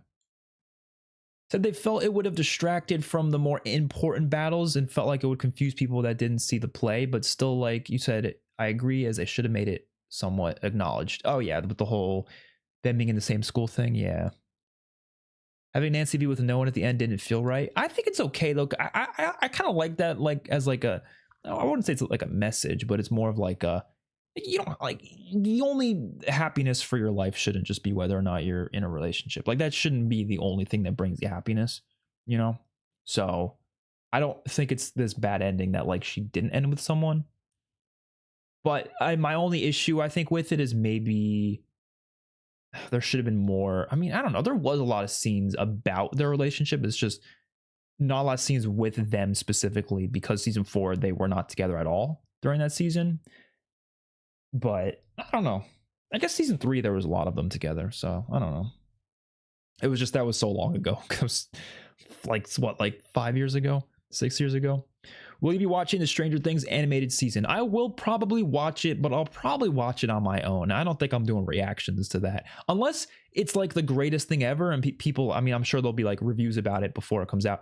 If people say it's like really good, okay, then I'll do reactions. But I'm not expecting it to be this crazy thing. I'm expecting it to be like a fun little like kids adventure kind of thing. I don't think it's going to add a lot to the story. I don't think it's going to tell the crazy, you know, in-depth storyline. I think it's just going to be a fun thing to watch before bed or something. So I'd rather not do reactions to that just because like I have so many other things to react to and I'd rather save time for those other things. But look, if enough people want me to do it, I'll do it. But I don't have a plan to currently. So let me know though. Let me know. I enjoyed the finale. I just wish at the very end we could have more of Mike and Elle being reunited. Like maybe hear what could be Elle's voice saying Mike over a staticky walkie-talkie. Yeah, I mean, the issue with that is, again, I think she's meant to be dead. I really do. I just think they want us to kind of leave with this uncertainty feel. I really do think their intention is that she is dead. I don't know. I don't know for sure though. If Will was connected to the hive mind, then how did he survive when Vecna was killed? I don't think he was connected like a Horcrux. I think he was connected like in a sense that, yeah, he'll be able to like telepathically like connect with the hive mind the way he was. But I don't think like killing the hive mind would kill him. I don't think it was ever established that it would do that. We all kind of just assuming it would have, because a lot of times when they damage it, it also damages him, but not all of the time. It's just like sometimes it's inconsistent, I guess. But I don't think it would have killed him. I don't think he was connected to it in a way where it would definitely kill him if they killed it, you know? They could have done that. They could have made him like that, where he was going to cause him to die, but that would have definitely been a very complicated story. I don't know. Wasn't expecting the Mind Flayer to be a spider. I guess he was spider shaped before as well in season 2 and 3, but he looked even more spider like now though.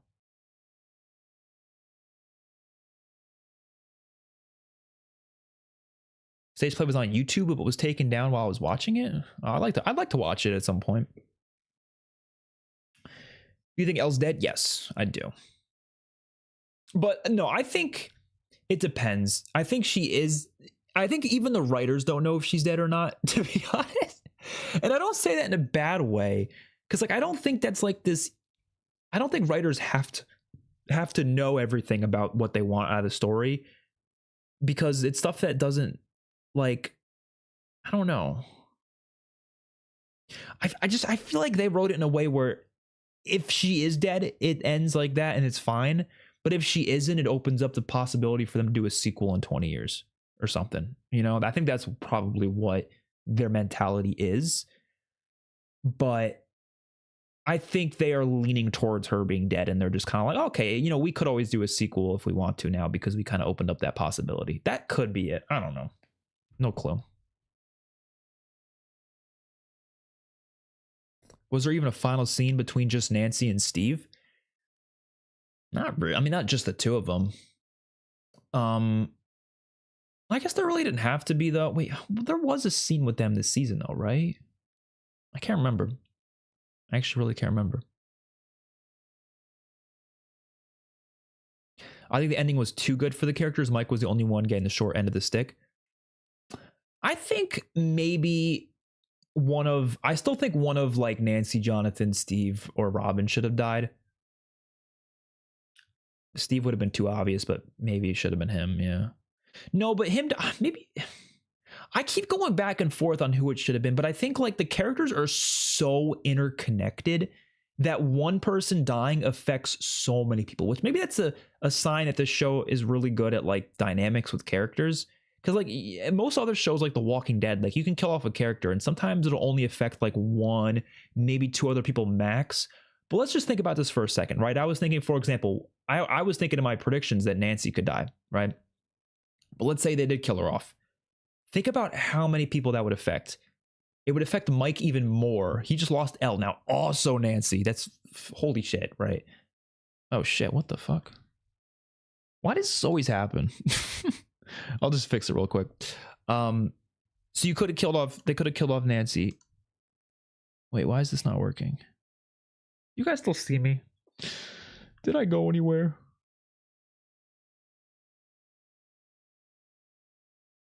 Okay.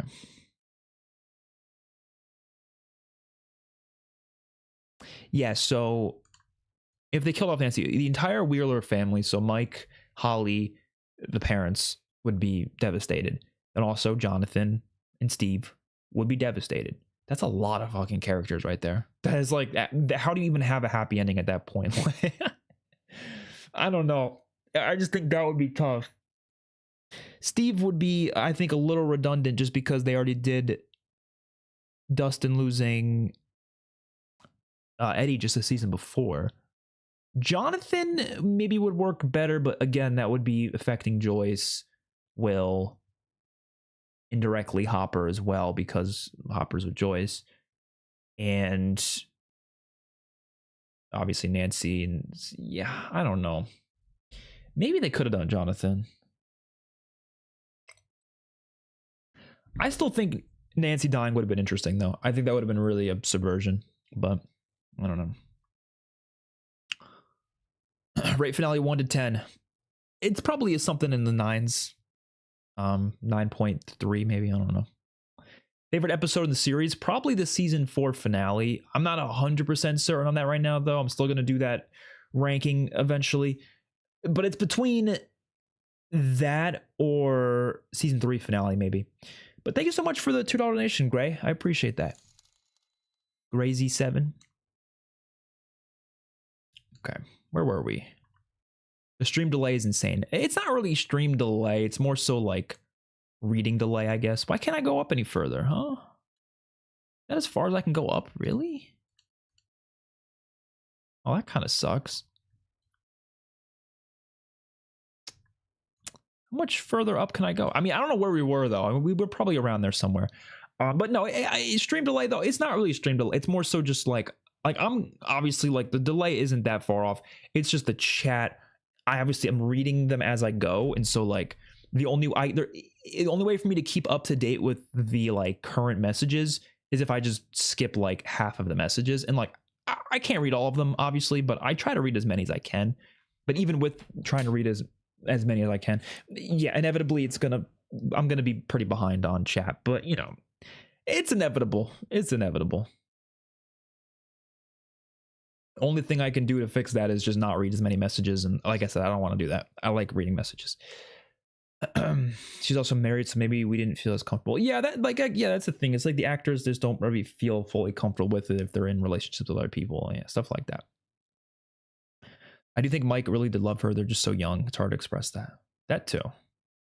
It could be about the characters and the actors. It goes both ways.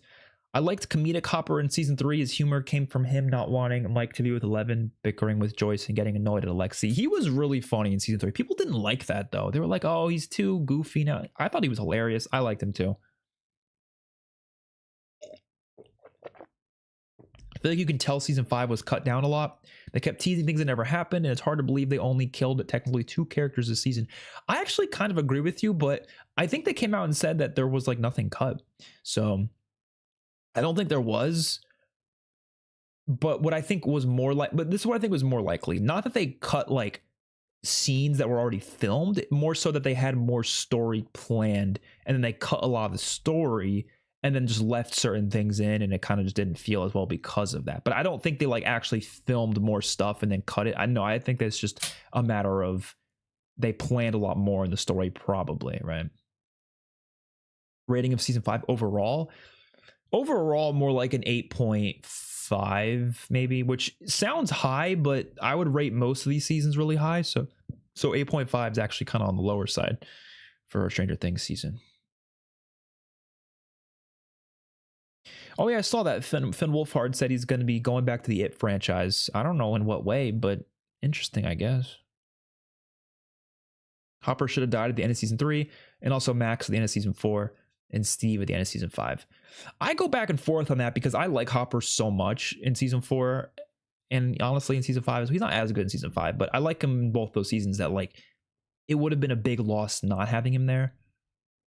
And I think he is a really good presence in the show because he's a, you know, he's one of the better adult characters. It's not many adult characters. It would be him, Joyce, and adult as in like older adult.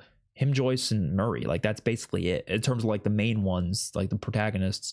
So I feel like it wouldn't have been a great thing to kill him off because of that.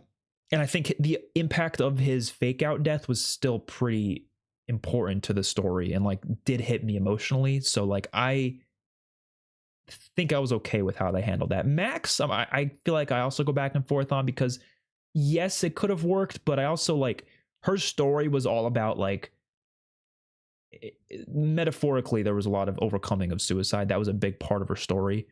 And I think ending her character just dying, I think that would be kind of bleak.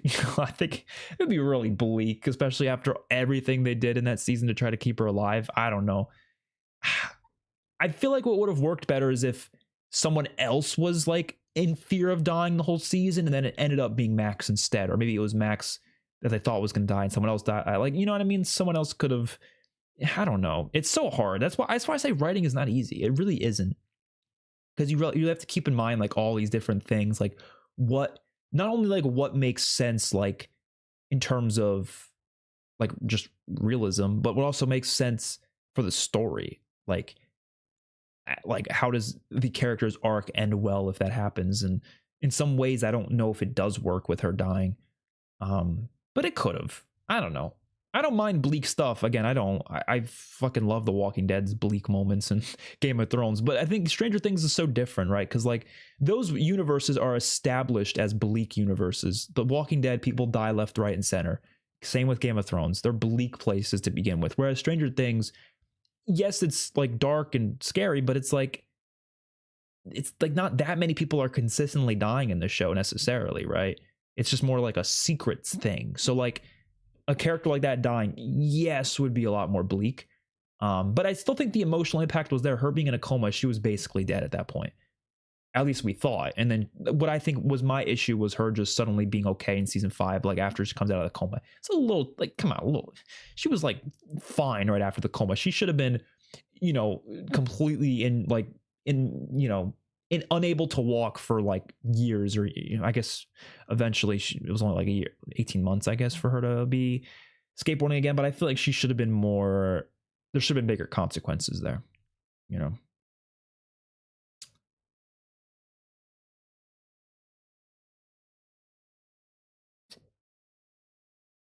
Dr. Brenner should have been alive. It would have been great. Yeah. I mean, I don't know. I liked his death in season 4 though. So I go back and forth on that though. Holly's acting was crazy, way better than the other cast's acting. No hatred to the other actors. Yeah, Holly was really good. People didn't like her side of the season. They were like, oh, they shouldn't have included her and all the kids and stuff. I think that stuff was probably my favorite part of season 5. Like anything in Camazotz, what they called it, probably my favorite stuff. I loved it. I loved how Nightmare on Elm Street-esque it was, very similar to Dream Warriors. They were like going through these memories, and which memories are very similar to dreams. They have like a similar kind of feel to it. So I liked how they explored that. And the kids were great because the other kids are getting a bit older, so the show wouldn't really have that like kid feel to it, right? If you didn't add newer kids. So I think it was so smart to have Holly and all the other kids be included in the show. And Derek genuinely was one of the best parts of the show, of the season. He was funny. I don't know who the kid actor is. He did a great job though. He was a great addition to the scene. Dude, one of my favorite moments in the finale is when he hugs Steve. And I'm telling you, in that moment, that's when Steve decided he wanted to be a baseball coach or whatever. That's the moment he decided. I was like, that's cool. That's cool. Mike was so useless this season. Yeah, he didn't do a lot, I guess. Favorite character for each season. Season 1 would be 11. I would say like the mystery behind her was really interesting. So yeah, 11. Season 2, Will. I think Will has the best role to play that season. Actually, no, I might say Joyce for season 1, actually. Either Joyce or Elle. You could also say Mike, maybe, but I would say probably Joyce or Elle. Or even Jonathan. I liked him a lot in season 1. But yeah, season 1 has a lot of good ones. Season 2 is probably Will, though. Season 3, Hopper. That is by far his best season. Him fighting that Terminator dude was fantastic. Season 4, Max, like, she shot up in my list. Like, I was not expecting to think Max was a great character, because I thought she was fine in season 2 and 3, but she wasn't like great. Season 4, she became one of my favorites. Season 5, that's a tough one. I mean, Will probably had a lot of the best moments, but I don't think his character himself was my favorite this season. Do I want to say Hopper again? I mean, Hopper didn't do a ton. I don't know. I mean, can I say Vecna? Can I say Henry? I'll say Henry. Maybe that's cheating, but saying the villain, but I would say Henry. If I can't say Henry, then I don't know. I don't know. I'm gonna say Henry. Why are you going through such an effort to hide your tabs? A little weird. Just say that. You know, I was reading this in a serious tone until I saw it came from Cam. That's so fun. I do that with so many of your comments, dude. I was about ready to start defending myself, and I'm like, oh, it's Cam saying now. $10 donation. Thank you so much, Gavin Moon, for the $10 donation. I'm in the minority, but I really hate what the show has become. Season 1 was great because the small town mystery was intriguing. The final fight just felt like a superhero movie. Okay, I really want to talk about this. I'm actually glad you said that, because I do think it's a thing I've been seeing a lot of people say. You're not the only one, for sure. But I want to kind of debate it a little bit, just a little bit. I can understand that perspective completely, because season 1, although it's not my favorite season, I think that is the best part of it, is the small town mystery. It's like everything's so secret, like you don't know what's going on really. There's not like there's so much that you just have no idea. You know, that is a great feeling, right? So many characters don't know what's going on. I would say that's still the case in the later seasons, but it's just, you know, it's expanded a lot. There's more people involved. It's more in your face. It's not as like hidden, right? But here's my kind of argument against that. The show is a long running, like, you know, 9-year long show, 5 seasons.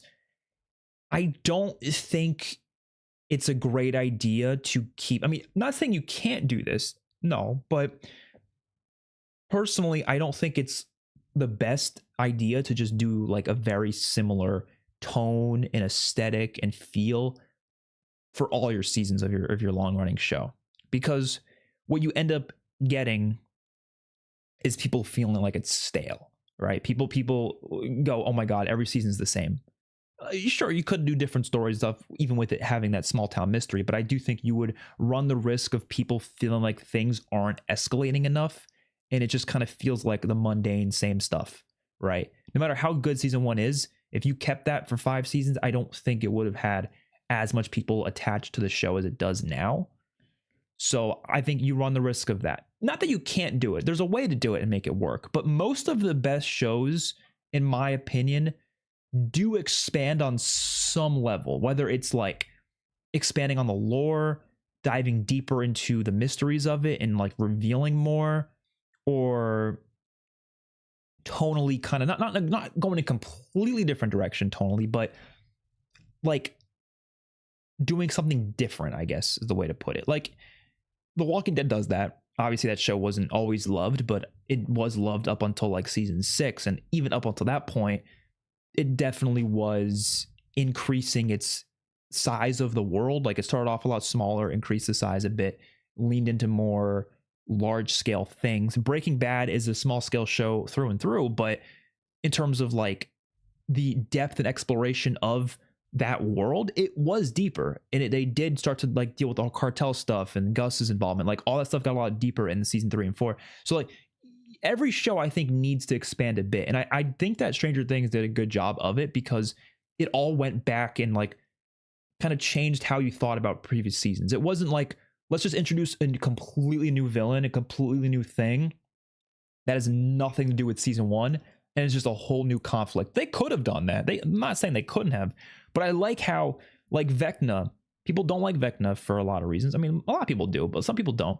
And the reasons is similar to what you said. Like, you're saying that it kind of takes away from like the small town mystery. It's now more of like a superhero movie.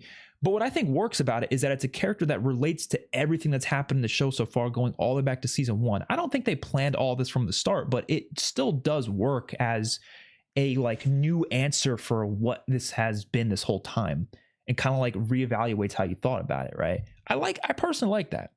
And yeah, the final fight was, I wouldn't say it's necessarily like a superhero movie, but is Elle not kind of like a superhero though? Like, she kind of always was. Did they call her a superhero in season? I think they even called her one in season 1. I think Mike did. Like, you're a real life superhero. He said something like that. So I think in an essence, this show kind of always was a superhero show, just not in the, you know, exact way that, like, I know when you're saying that, you're talking more like Marvel MCU-esque with like, you know, like a big Avengers Endgame type battle. Like, yeah, I get what you're saying, but I think for a show like this, I don't know. I do like that it escalated to that. It started with monsters. It's always been monsters, but the exposure to monsters just increased over the course of the show. Yes, that makes it less scary, but isn't that how life works? You become more exposed to something, you're less scared of it. I don't know. That's like The Walking Dead. The zombies become less scary as the show goes along. But I feel like that's kind of just understandable, considering the characters get more used to it. They get more used to that world. So there has to be other threats introduced, and the other threats being Vecna and the Mind Flayer and stuff. I don't know. I personally like it. I completely understand your mentality there, though. I really do. But I don't know. I don't know. I like how different each season feels, you know? Like season 3, so different than season 1 and 2. I love that. I love how it's a whole new like aesthetic and feel. It's still the 80s, but it's like summer, like campy in some places, and like the colorful mall. I love that shit. I thought that was fun. But I still also loved what season 1 did. Like, so I think you could have both tones and it could still work as long as the overarching story kind of works into each other nicely. And I think it did. I don't know.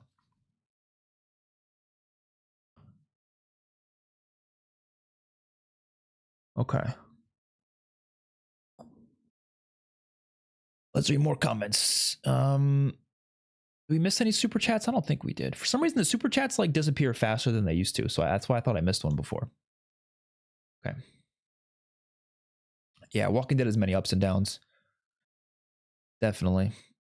Still love it though. It's my favorite show, but I would never answer that as like the most consistent show. If someone like was to ask me what's the most consistently good show, it would be obviously Breaking Bad or Better Call Saul or something, but it would not be, I would not say Walking Dead, even though I like The Walking Dead more.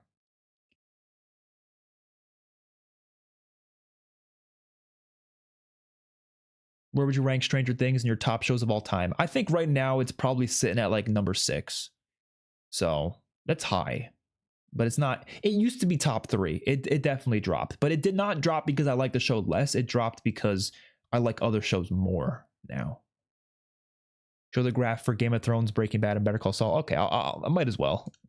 I'll quickly show them. I just don't want to show the Stranger Things one, just because, you know, I don't have a chart for literally every show, but I do for most of them. The Breaking Bad one is so funny though. Oh my god, it's just full on green.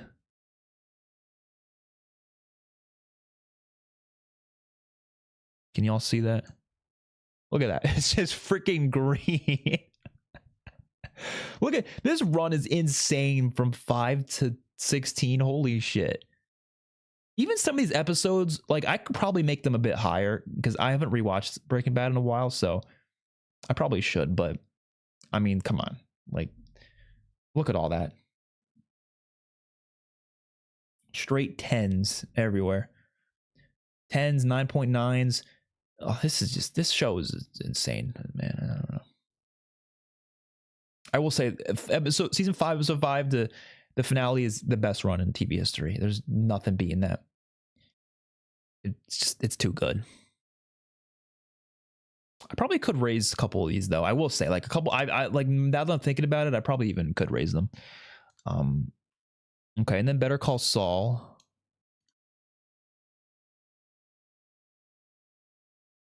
Better Call Saul is also really high. Look at season 6, dude. Holy shit. Oh my god. That's some crazy stuff there. I have finished Better Call Saul, by the way. I know I haven't uploaded all the reactions yet, but that's because I haven't edited them yet, but they're all on Patreon right now. You can see every episode on Patreon. And then what's the last one you wanted to see? And then we'll get on to answering some other questions. I just wanted to show you guys this. I'm going to do a whole stream showing all of these ratings one day. I just, didn't want to spend too much time doing that. Game of Thrones. Okay, Game of Thrones is definitely going to get me in trouble, though, because I don't hate season 8 as much as everyone else does.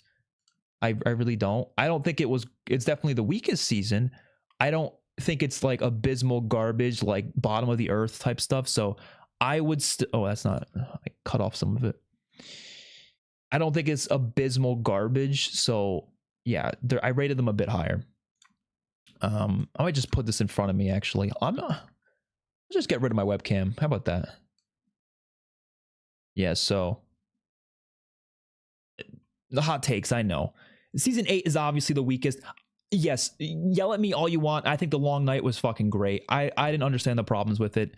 But then again, I watched it many years after it came out on my channel on a really solid monitor. So like, I didn't think it was too dark. People said you couldn't see shit. I saw it just fine personally. My only issue was I'm not going to spoil it actually if you haven't seen it, but the how the thing died. Yes, I didn't like that. It was a bit rushed. But the episode itself, dude, I fucking loved every other second of it. So I don't know. Maybe I'm crazy for that. But it was the last 3 episodes that I thought were the weakest. I was like, dude, what the hell? Like, it ended in a really not great way. But I still I still really enjoyed what I was watching. I can't give him like really low ratings. I just can't. I still think it's an okay season of television. So I don't know, man. Maybe I'm crazy for that, but I don't know. It's a lot of 10s in here, though. Look at all these 10s. This show has a lot of 10s. It's a really great show. I love it. I love it.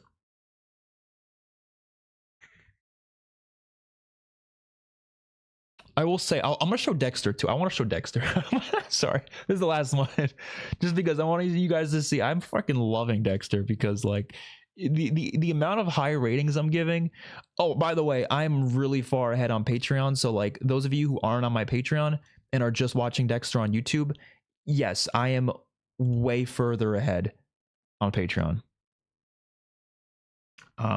We're at season 7 right now. So if you wanted to like see my thoughts, yeah, okay. Like I season 2 I think was incredible. Like, look how many of these ratings here. Holy shit. Maybe I went a little too far with some of these, I will say. Maybe these shouldn't be that high, but I went off of like first initial judgments and like, yeah, this is how I felt about him as I watched them. Like season 2 and 4 are like incredible stuff. Like, oh my God. None of these are that low though. Like I loved all of these so far. Like I really did.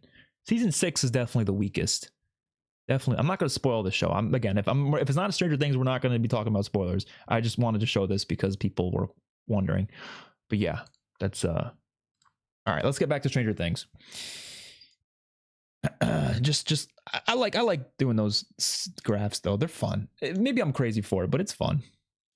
Okay.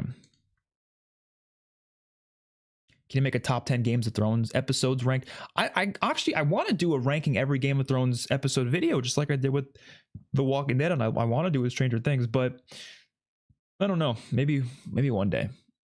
But yeah, I guess if you look at that graph, you could probably see what my top 10 are. I'll tell you right now, I think it's I don't know. I don't know off the top of my head, but I could. Steve lived in season 1 because the actor Joe Keery thought he didn't deserve to die. Oh, he was the one who said that. Okay, interesting. You know what I thought of the song? What was that song? Should I Stay or Should I Go Now? The one that Will always listened to in season 1. Why did they never bring back that song? Is it they just didn't want to like pay for it or something? Like, I don't know. Like, it was only in season 1 and I think they used it in season 2 maybe. Why was it never used again? Like, music was such a big part of season 4. I always thought that they were going to have a scene where Will was going to have to listen to that song. they had Robin reference it, like she brought, which that scene still doesn't make a lot of sense to me, because why does Robin just know what? I mean, maybe she'll know what. Obviously, she knows Max's song because that's the one that they played a bunch of season 4. Maybe she could know Will's because maybe Will talked about it. I don't know. But when would Holly have ever mentioned her favorite song? And she pulled out the same song that Holly was listening to that Henry gave her in the Camazotz. That didn't make sense to me. I don't know. Maybe she just luckily guessed, but I don't know. I just thought that was weird.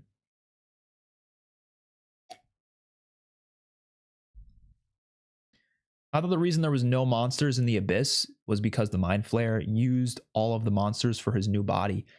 Oh, maybe. I mean, maybe they were like, they didn't show it, yeah, but like, I don't know. That could have been the case. I don't know. Scott Gable's story can be shocking, but his philosophical dialogue is corny. Oh, yeah, for The Walking Dead. I mean, I think Scott Gable's great. I love him. I'm not going to blame, like, I definitely have dialogue issues in The Walking Dead for sure in some scenes, but it's not like every episode, though. You know, and even like looking at the episodes he specifically wrote, it's not always an issue I have with him. You know what I mean? So I wouldn't personally put that blame fully on him. I just think sometimes, yes, there is some episodes where the dialogue isn't great. Sometimes it's solid though. Depends. All the songs in the last episode were peak, just especially the very end when Mike is talking. Oh yeah, soundtrack was fantastic. A sequel with no Upside Down, no Demogorgons, Mind Flayer. I don't know how it would work though.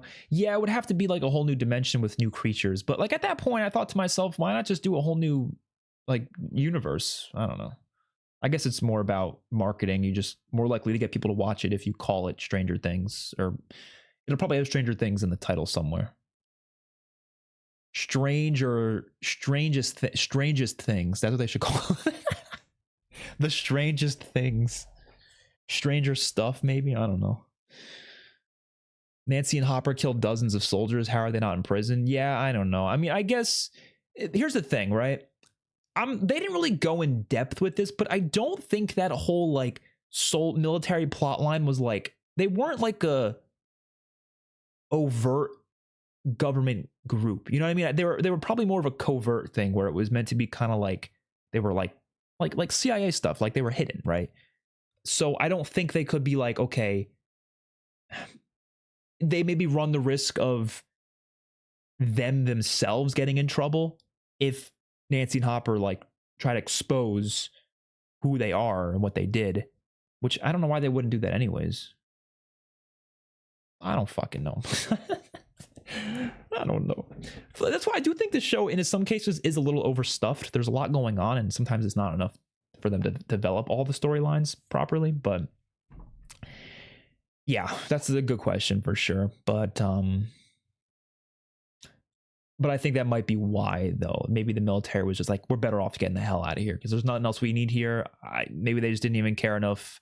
I mean, I don't think Dr. K cared about her soldiers all that much. I think she just wanted, you know, Elf to continue her like goals and stuff. But I don't know if she cared enough to like put them in prison, I guess. I don't know.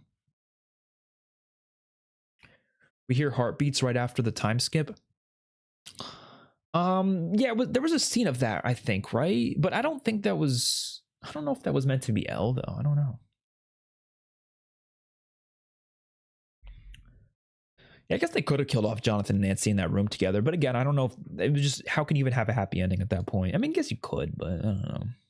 It'd be tough. Okay. I'm going to be right back. I'm going to use the bathroom real quick, and then we're going to do a little bit more of the stream, maybe like another 10, 15 minutes. I want to watch a movie tonight, so I might try to finish this up soon, but I just want to use the bathroom, and I'll be right back with some more of the stream. So just probably like 2 minutes.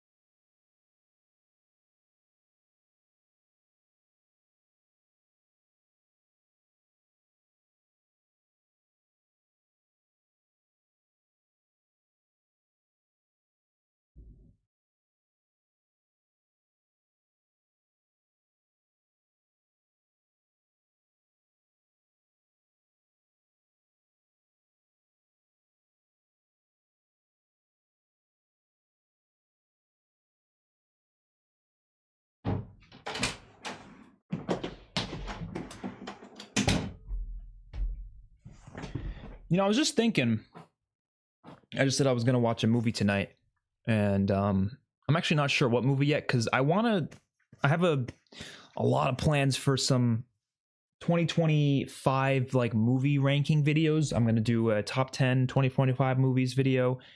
I wanted to do it already by now, but I just was too busy, and I haven't seen all the movies I wanted to see from 2025 yet. So I'm not going to be able to watch all of them, to be honest, but I want to watch at least like 2 or 3 more. And then I'm going to do most anticipated 2026 movies. I'm going to do a stream ranking every 2025 movie I saw. So we'll probably do that like next week. But tonight I'm between either The Long Walk or The Naked Gun, the new Naked Gun movie. So I'm going to watch either one of those for the channel, by the way. So let me know in the comments which one you prefer me to watch first. Because, yeah, I heard both of those are really good. So one of them I'm going to watch tonight. I also kind of wanted to watch the new Knives Out, but I just did not have time for it. And I'm like, shit, like, dude, life is too busy, man. It's too busy. But I wanted to add more movies to my 2025 list because I didn't watch nearly as many movies this past year as I did in 2023 and 2024. I watched a lot more those years. Even 2022, I watched more.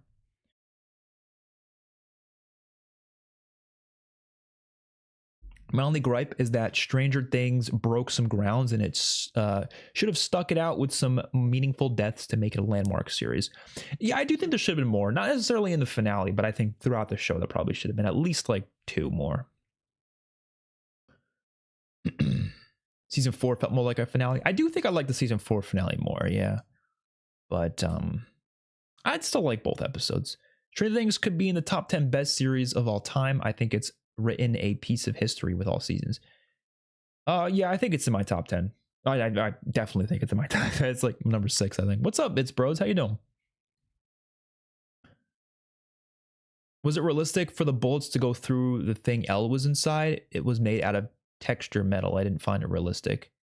Well, I think it ended up and that was a vision, right? So like when he shot the gun, I don't think it actually went through. What made it break was him smashing it, I think. Or maybe he did shoot it, but it just didn't shoot her. Actually, that scene, honestly, I didn't fully understand that part now that I'm thinking about it, because I couldn't tell which part was a vision. Obviously, her being shot was a vision. But does that mean the bullets never went through at all as well? I don't know. But if the bullets weren't able to go through, then how was he able to smash it? I don't know. Oh, well, no, there was metal covering around the glass. The metal, yeah, okay. It probably didn't go through then. Yeah, that's probably what it was. But he smashed the metal. Okay, that makes sense. The Sorcerer episode, I don't get why Vecna came into the real world, had a casual chat with Will, and then left for nothing. Maybe it was just to aura farm. I had to use that phrase. I think it maybe was to just scare the shit out of them. And then, I don't know. Because I guess he didn't have to. Well, no, I think he did because, he did because Will was gonna, they were doing a pretty good job against fighting the Demogorgons. I mean, not a great job, but they were actually like taking them out. And so I think Vecna coming in there is what really fucked them up and like allowed for the Demogorgons to take the kids. So actually, I think that does make sense. I don't know. I got to rewatch the scene though. I'm not like remembering every little bit of it at this moment. Oh, I love Swedish meatballs. Especially with like buttered noodles or something. Those are great. Would you rather live in Stranger Things universe? In Hawkins, you can't move out, or Derry as a child, you also can't move out? Hawkins, because I don't know. I feel like, that is a tough one though. I'm assuming it's during the time where either Pennywise is active or during the time when the Upside Down is active and things are coming out every now and then. I feel like the Hawkins though, more people live. I feel like Derry is so many kids get killed in those damn shows, or in that damn universe. I would love if Max recovered after the coma but was still blind. Yeah, that's what I was saying. They don't have to die for there to be consequences. Agreed 100%. She still could have had a happy ending like that. I mean, again, being blind, obviously, like that's not a good thing to go blind, but you could still live a happy life being blind. So she could have still, it would have been like a loss. She would have been feeling that, and there would have been an emotional pull there, but she still could have lived. So, yeah. No. Oh no. Yeah. Okay. So you're saying you're bothered that Mike was the only one that was really shown affected by Elle's death. I think they all were, but yeah, you're right. They only really made a big point to show it from from Mike's perspective. But I guess they just didn't have time to like show every character's initial thing. But which I don't know. I guess they kind of did with like the scene where they were sitting in the basement and they were talking about the possibility of her being alive, and then they were crying about it. And even Max was like, "It's just a theory, right?" And she was like bawling her eyes out. I think that counts. I would count that. Hopper, he has also been preparing for this moment for a while, ever since she first heard, like he first heard that Elle or Callie wanted Elle to do it. I think he was already like in his mind thinking it. And even that moment when he talked to her, she was saying like, "I need you to understand and like accept my choice."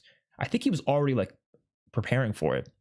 And then the moment it happened, you could see it on his face. His look wasn't even like, it was a look of like, fuck, it's actually happening. Like, the emotions already hit him, I think. But I'm sure he was, I mean, the 18 months went by after for the epilogue. I'm sure he was crying his eyes out every other night, but we don't have the luxury of seeing everything from the characters forever. So, it's just something we're gonna have to kind of assume off screen. He probably went through a lot,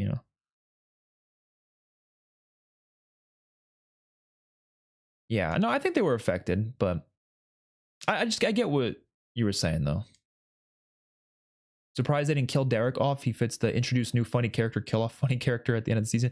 He's a kid though. Like, this show does not kill kids like that. So that's why even in my death predictions, I was like, no way they'll kill any kids. They didn't kill. Have they killed a single kid in the show? I'm trying to think. Like on screen. I can't remember. I guess Barb, but she was like almost an adult. She was like a older teenager. Like a young kid though.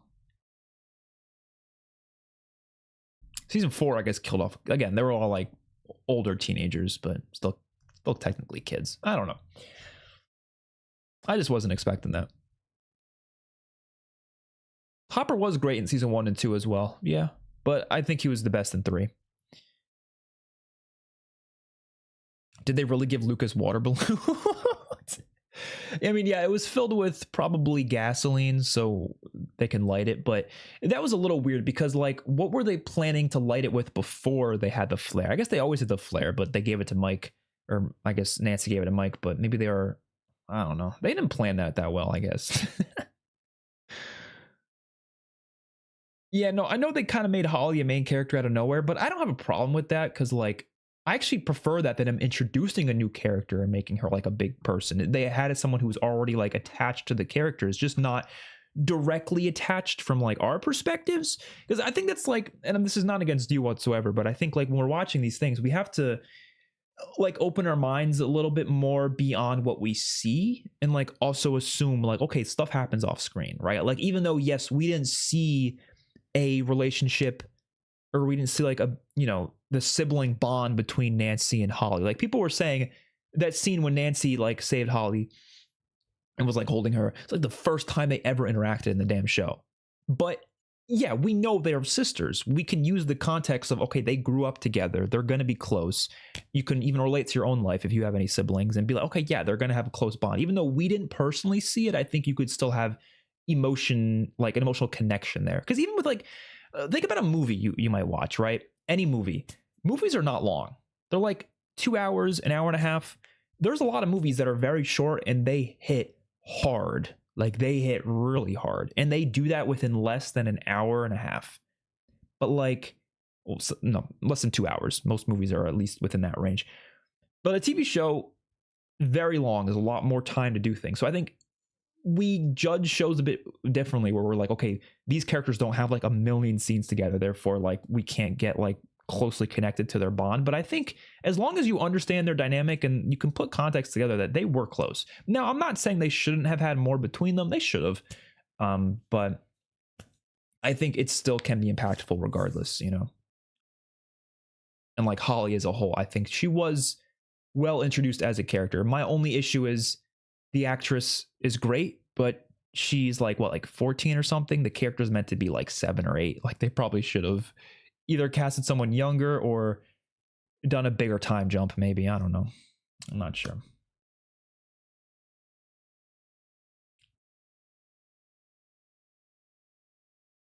Season 1 Joyce, season 2 Will, season 3 11, season 4 Max, season 5 Nancy for the best characters of each season. Yeah, I think those are good choices for sure. To me, Elle dying ruined the whole thing. Yeah, I mean, that's the thing. That's what I'm saying. Like, you're never going to be able to please everyone because some people really wanted certain people to die. Some people wanted no one to die. Some people wanted like very specific people to die. It's always different for each person. So it's very hard for this to be like something that everyone loves. But I don't know. I think I liked how it was handled, but I didn't think it was perfect. Just liked some of it, you know? Yeah, I think the thing about smaller scale stuff, smaller scale stories, is that you're able to get attached to the characters more. Like The Walking Dead is similar because The Walking Dead started off smaller and people preferred that because it was easier to get attached to the characters when they showed more of each individual character. Season 7 onward introduced so many people that it was like harder to keep up with each individual person. But I don't know.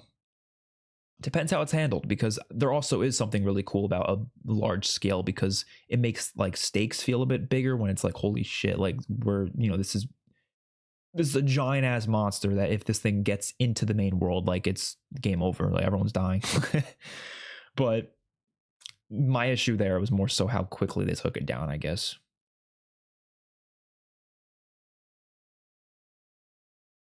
Eleven is still alive. We hear heartbeats right before the time skip. I don't know. It could be anything. I don't know. I feel like, I don't know.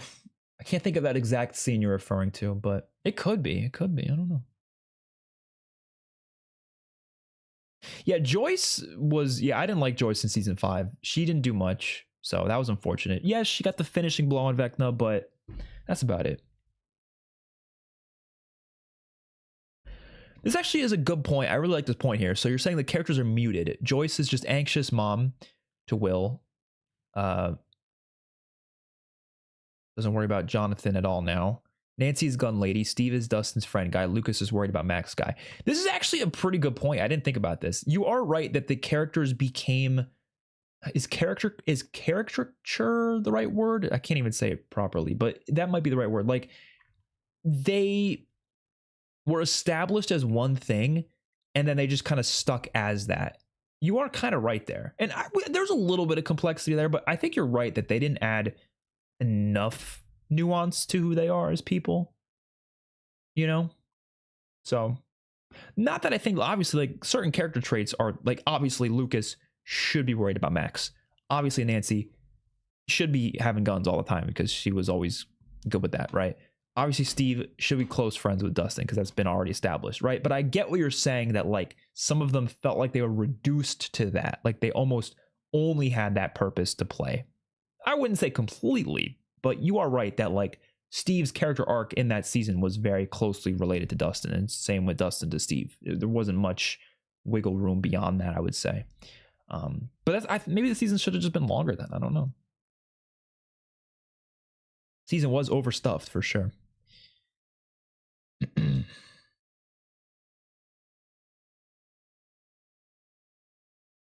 think they should have had a funeral for 11. I guess, yeah, but I guess it would have to be like a secret funeral, right? I don't know. Why is the chat all laggy now? Oh my goodness. So many comments I haven't read yet. I feel so bad. You should become a data analyst. Did I see someone say that? It's funny you say that because I actually have a minor in data analytics. I'm not even kidding. I have a minor in it. I do not have a major in it though. But I don't have a job in it though. But maybe I should. Maybe I should. I do like data.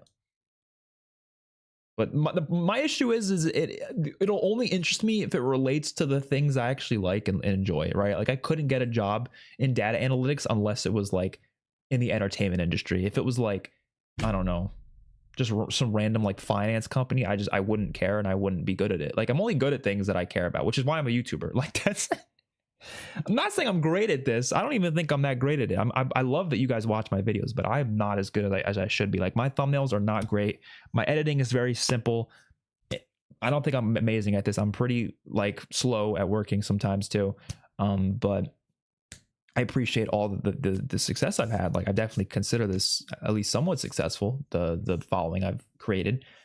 But like I'm only like somewhat decent at it because I care about it a lot, right? That's why I struggled in school all the time, is because I just felt it was so difficult for me to like be good at things that I didn't give a shit about. If it was like there was topics in school I did like though, but a lot of them I didn't. So I was like, it's hard for me to had to get over that though. I did end up graduating and had good grades, but you know, it's tough. It's tough. It took me a long time to do a lot of sitting around and trying to do work for all day just because it was something I just wasn't interested in.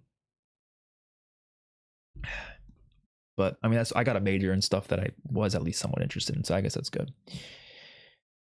I would say Welcome to Derry is the best show in 2025 compared to Stranger Things. I don't know. They're about on the par for me. I care more about Stranger Things, but I think Welcome to Derry might have been, I don't know. I think I like Stranger Things season 5 more. Just a little bit.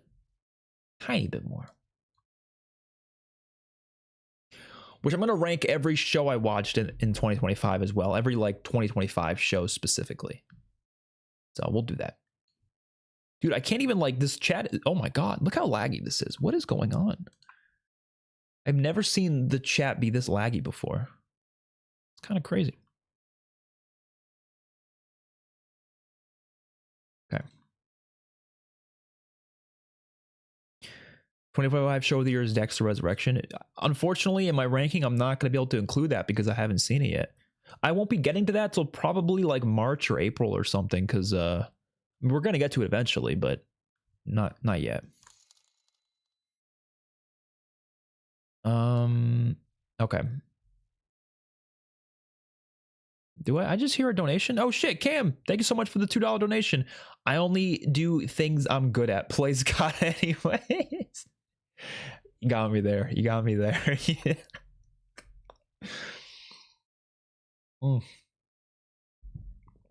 Okay. I think we're gonna can't send you money. I think I have if you can't do super chat, I think there's a link I have somewhere on my like thing. You don't have to send money though. It's okay. I appreciate it though. What was I saying? I'm judging you for the Game of Thrones crap. Hey, I still made the season 8 episodes the lowest, just not by a lot.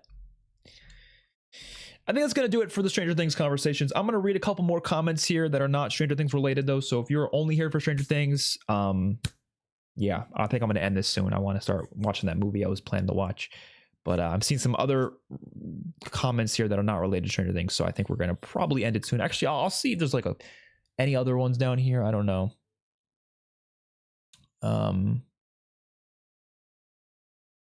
Yeah, I think I'm going to end the stream soon. I just want to read a couple more things.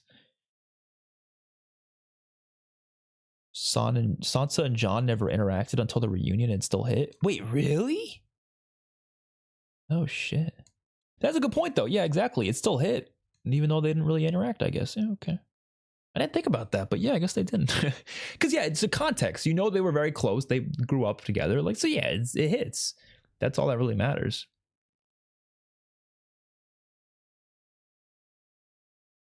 Euphoria. I think I'm going to start Euphoria probably soon because, yes, season 3, I did hear it comes out in April. And that show got really high in my polls when I did a poll for like shows I want to watch.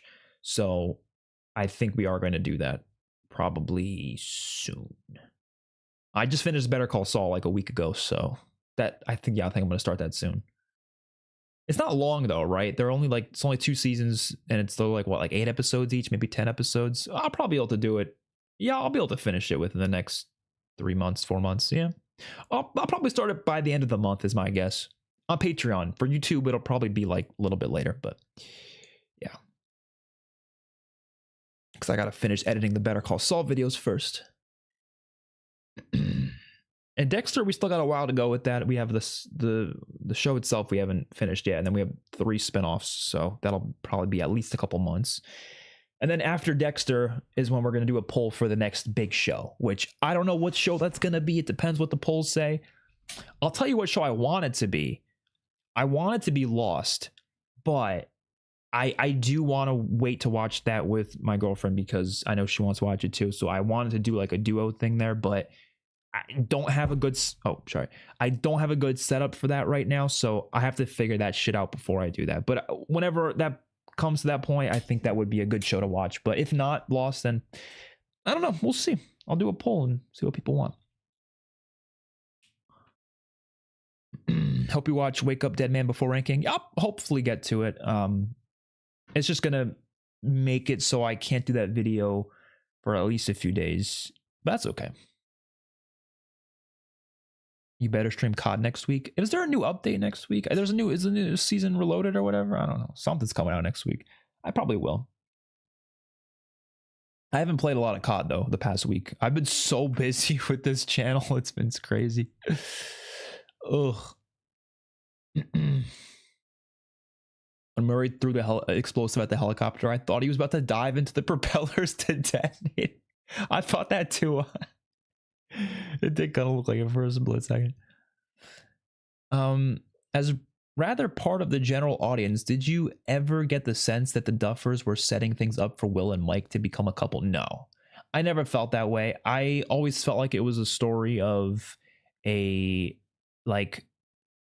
where someone has feelings for their friend and their friend doesn't reciprocate. Like that's always what I felt like that was built up to be. Not always. I mean, obviously I didn't think that like back in like the old seasons, but I'm talking like season 4, that was clearly being set up. And I wasn't like certain about him having feelings for Mike though.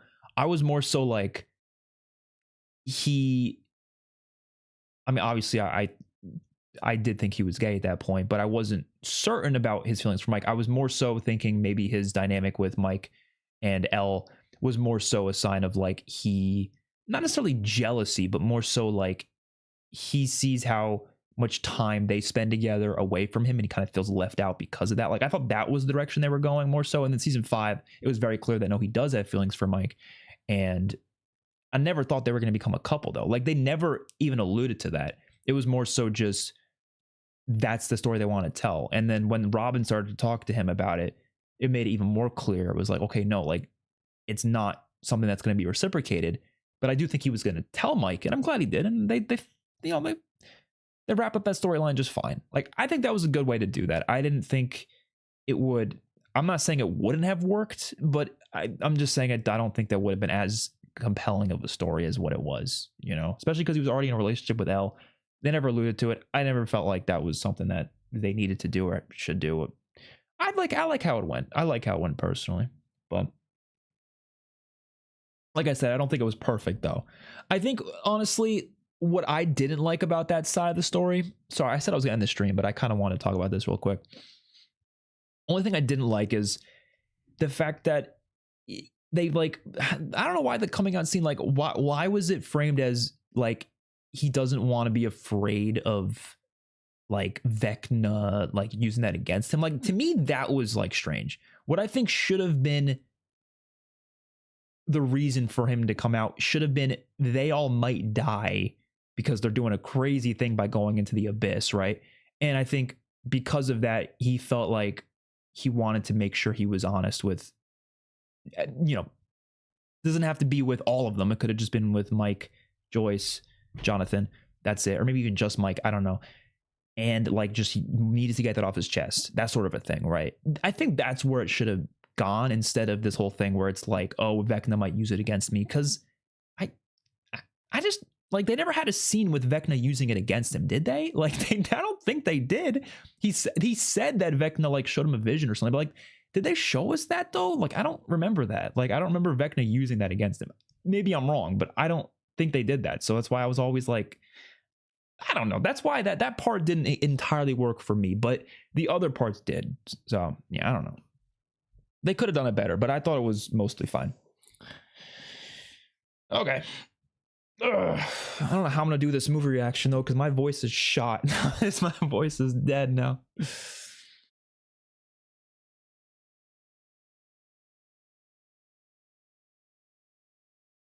Any insights on how you manage to record and edit your reactions to media so quickly? I'm so used to editing because I've done it so many times, so I'm pretty fast with it.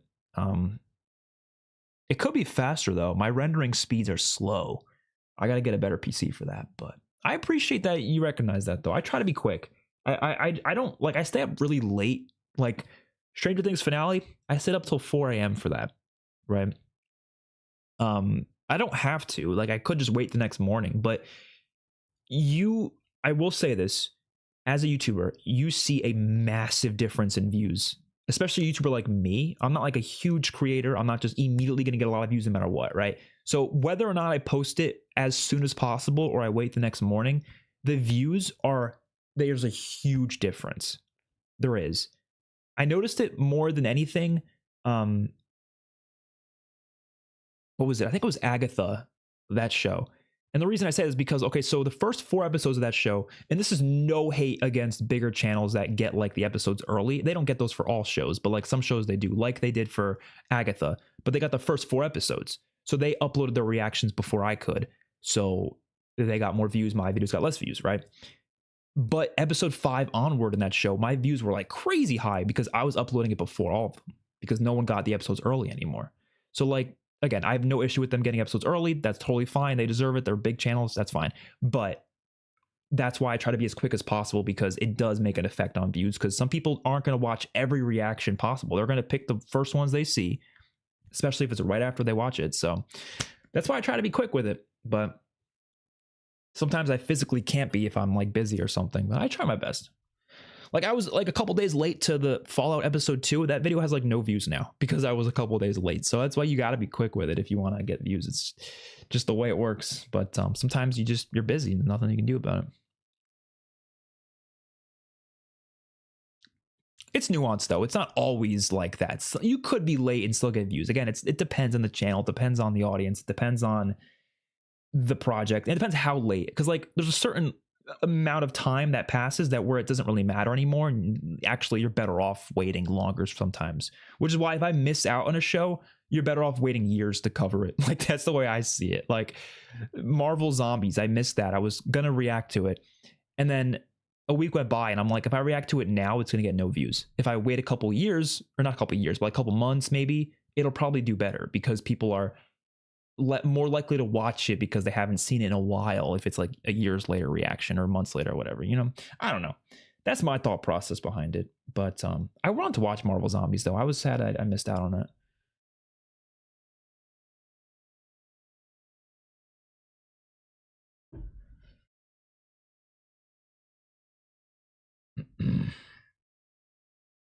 Oh yeah, no, I think any moment where like Mike was like awkward with Will, I think that was realistic though. It's just like, that's just, I'm awkward with my friends. I don't know. People are awkward. Like some people are just awkward. I don't think that's like a sign that you have a crush on them though necessarily. It's just, you're just awkward sometimes. I don't know. Like people talked about like the fact that he didn't hug Will in that airport. That's a very normal, like awkward interaction to have with a friend. Like you don't know if they're going in for a hug or not, but then they do and you don't, and you're like, oh shit, like, my bad. That's happened with a lot of people in life. So it doesn't mean anything. It doesn't mean you feel a certain way. It just means it's just awkward interaction. I don't know. Most anticipated shows releasing in 2026. I'm not going to do a full thing right now because I'm going to do a video on that later of my top 10 most anticipated 2026 shows. But I'll tell you right now, my most anticipated show of 2026. I'll tell you the top 2 because I don't know the order. I'm like not sure which one I am more excited for. I want to see if you guys can guess it. I'm gonna go guess it. I want to see. Guess what you think my top 2 most anticipated shows of 2026 is. I want to see if anybody can guess it. There's like 15 shows on my list right here that I have. And I think I know what my top 2 are, but I'm not 100% sure on the order of them. A couple of these are long running shows. A couple of these are first seasons. But the top two are both shows that have already had a season before. They've already had multiple seasons before. Not a Night of the Seven Kingdoms. There's actually 2 Game of Thrones shows coming out that year. Yeah. So House of the Dragon season 3 is one of them. That's probably my number 2. Invincible season 4. Yeah. The Boys is in my top 5, but it's not number 1 or 2 though. I love The Boys, but honestly, I didn't like season 4 that much. So that kind of like lowered my excitement for season 5. And I got pissed off because I did a trailer reaction to season 5 of The Boys. They blocked it. I don't usually get my trailer reactions blocked. Sometimes they get copyright claimed, but they never get blocked. I was like, damn. I couldn't even upload it. So I just gave up. I was like, fuck that reaction. But no, I'm still excited for that though, for sure. The Night of the Seven Kingdoms I'm like looking forward to, but I don't know enough about that story to be like that excited just yet. The trailers looked good, but I'm not like itching for it. House of the Dragon season 3 though, I'm itching for that. Invincible season 4 is probably number 1 though.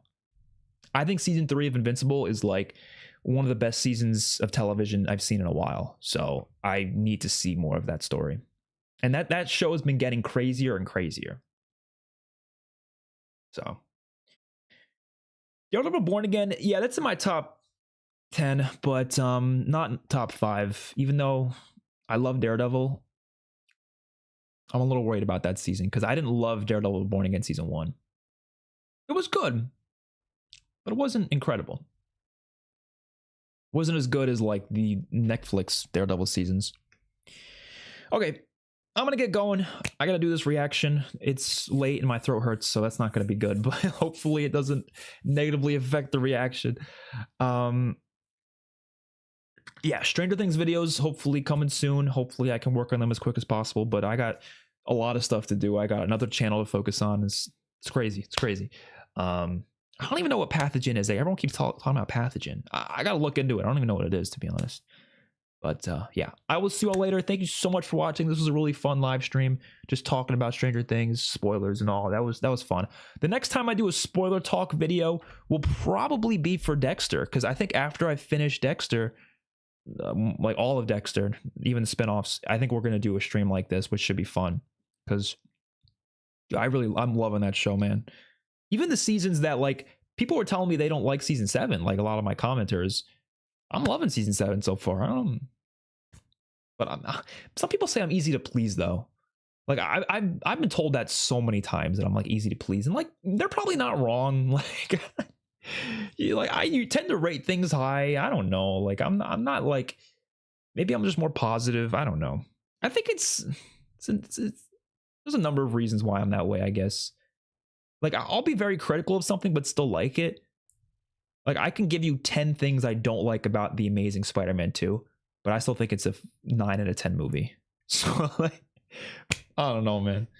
I don't know. I guess I care more about the positives of a movie. What are the positive feelings associated with what I watch? I care more about that than the negative stuff. So it leads to me liking things more, I guess. I don't know. Doesn't mean I don't hate anything though. There's a lot of things I hate. I hated the Minecraft movie. Does that count? I don't know. Okay, I'll see you all later. Thank you for watching. Happy